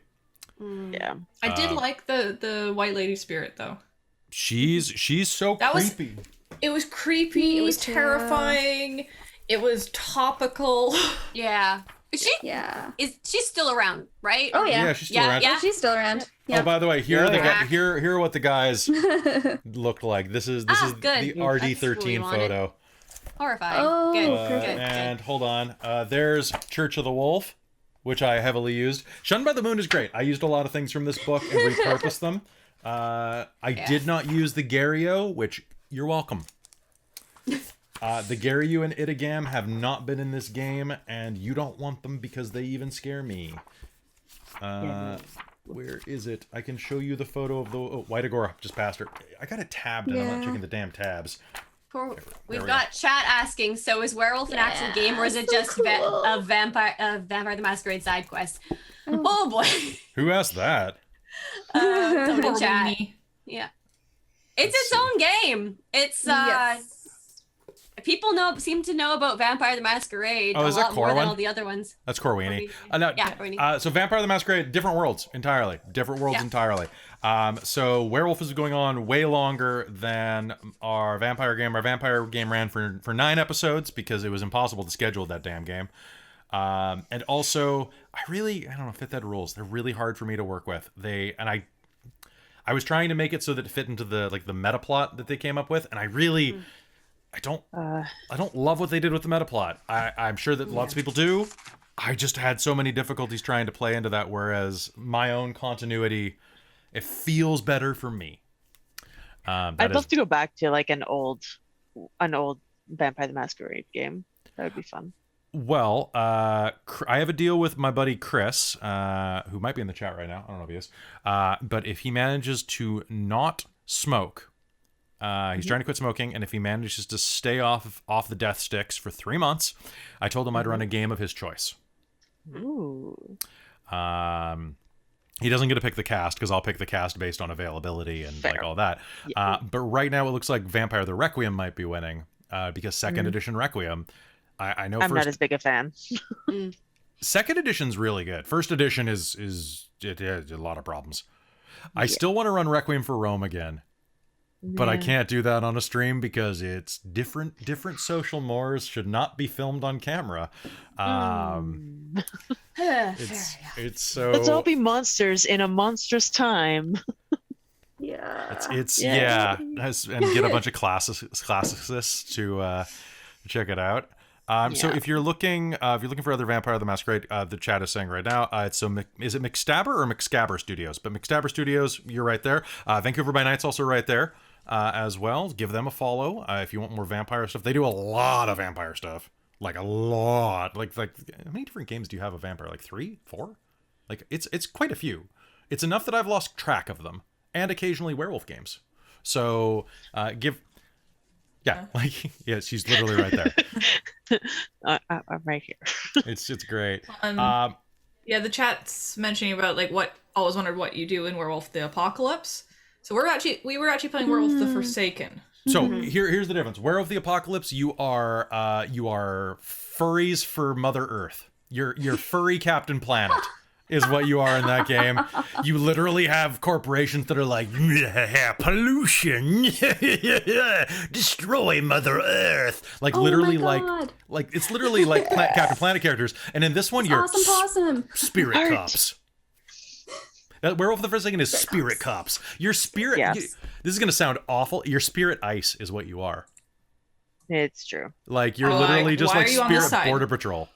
Hey, I need to see papers, please. You know, and then you evict them back to their own realm. Yeah, like the worm. Yeah. And Werewolf the Apocalypse is fine. I don't love certain parts of it. I like it doesn't feel like a game about werewolves. It feels like a game about shapeshifters and things like that, but it doesn't feel like werewolves. And I fucking love werewolves, guys. Werewolves are my favorite like horror movie monster. Too. I love the idea that like you piss someone off who's a werewolf and they might just kill you and eat you.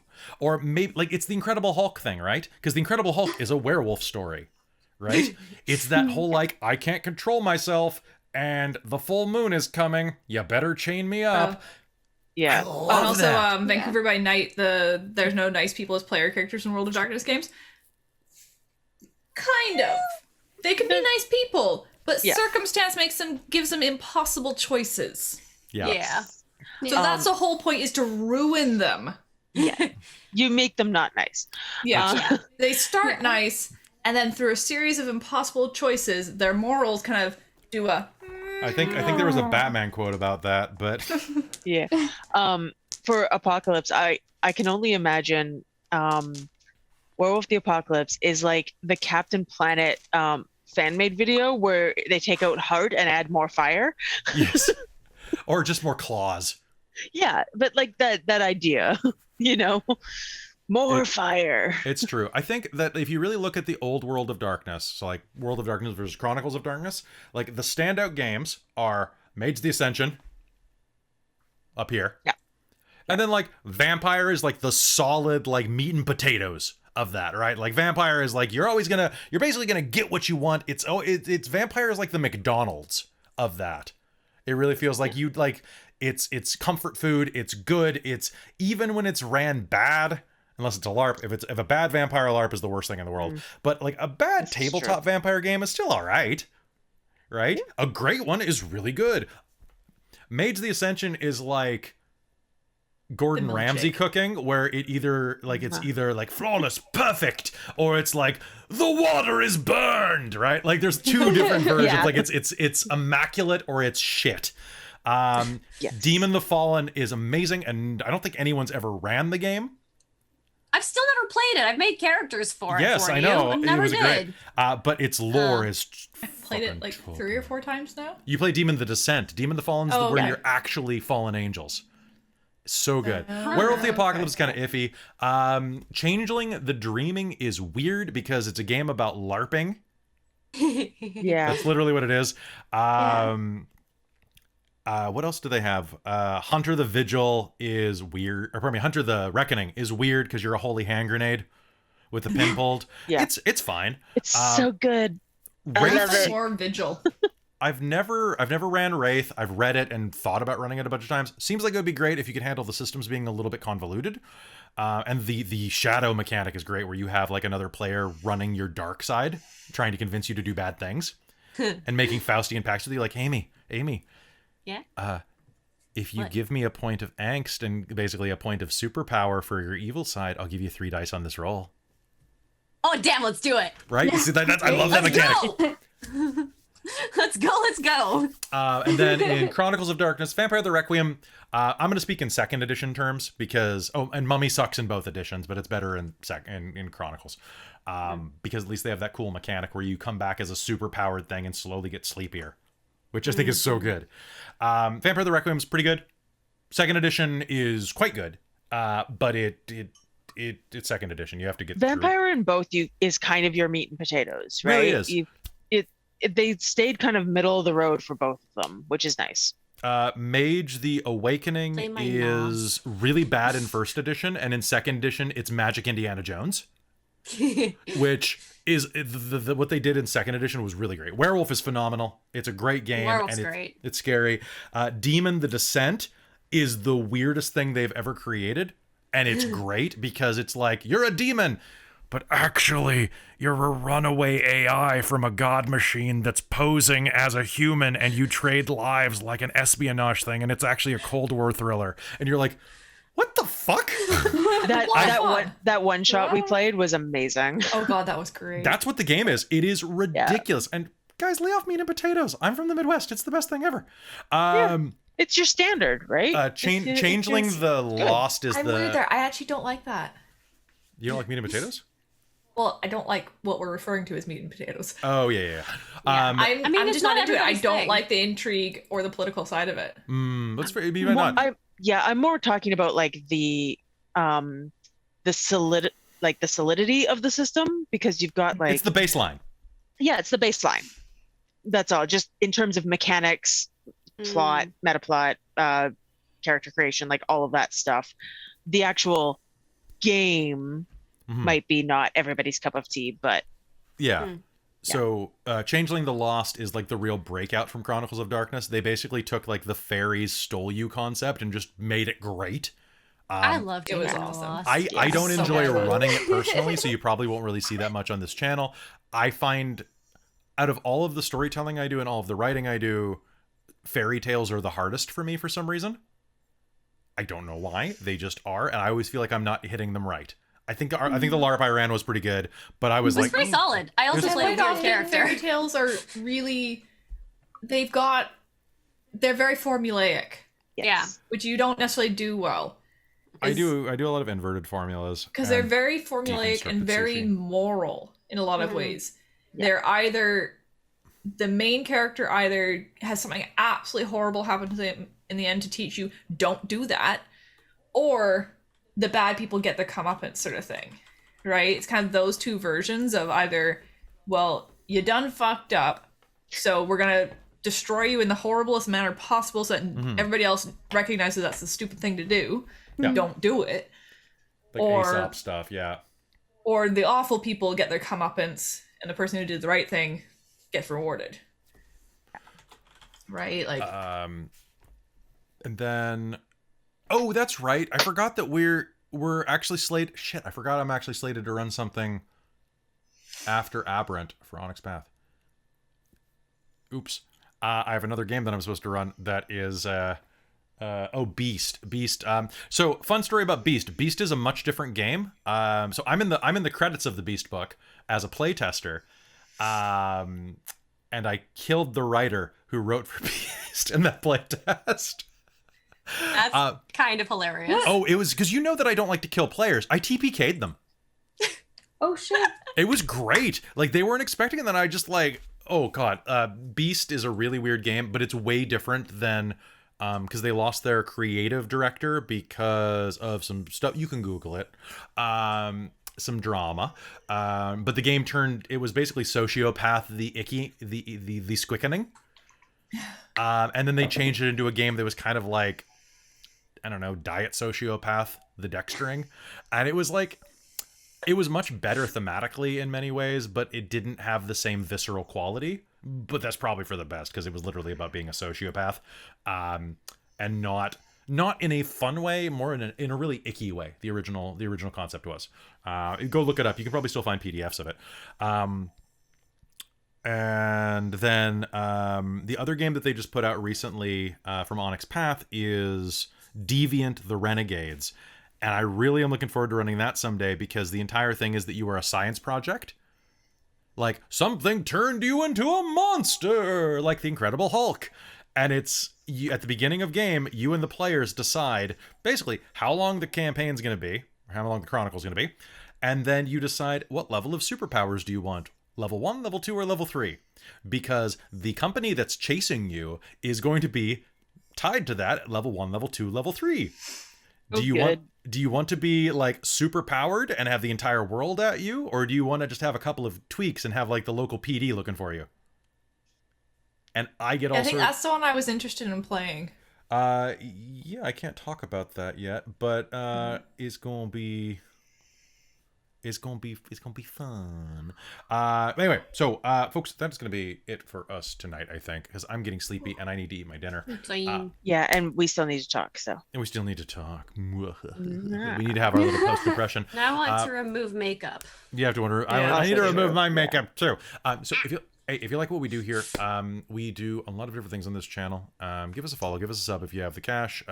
You can always, if you want to support us, you can find us on Patreon as well.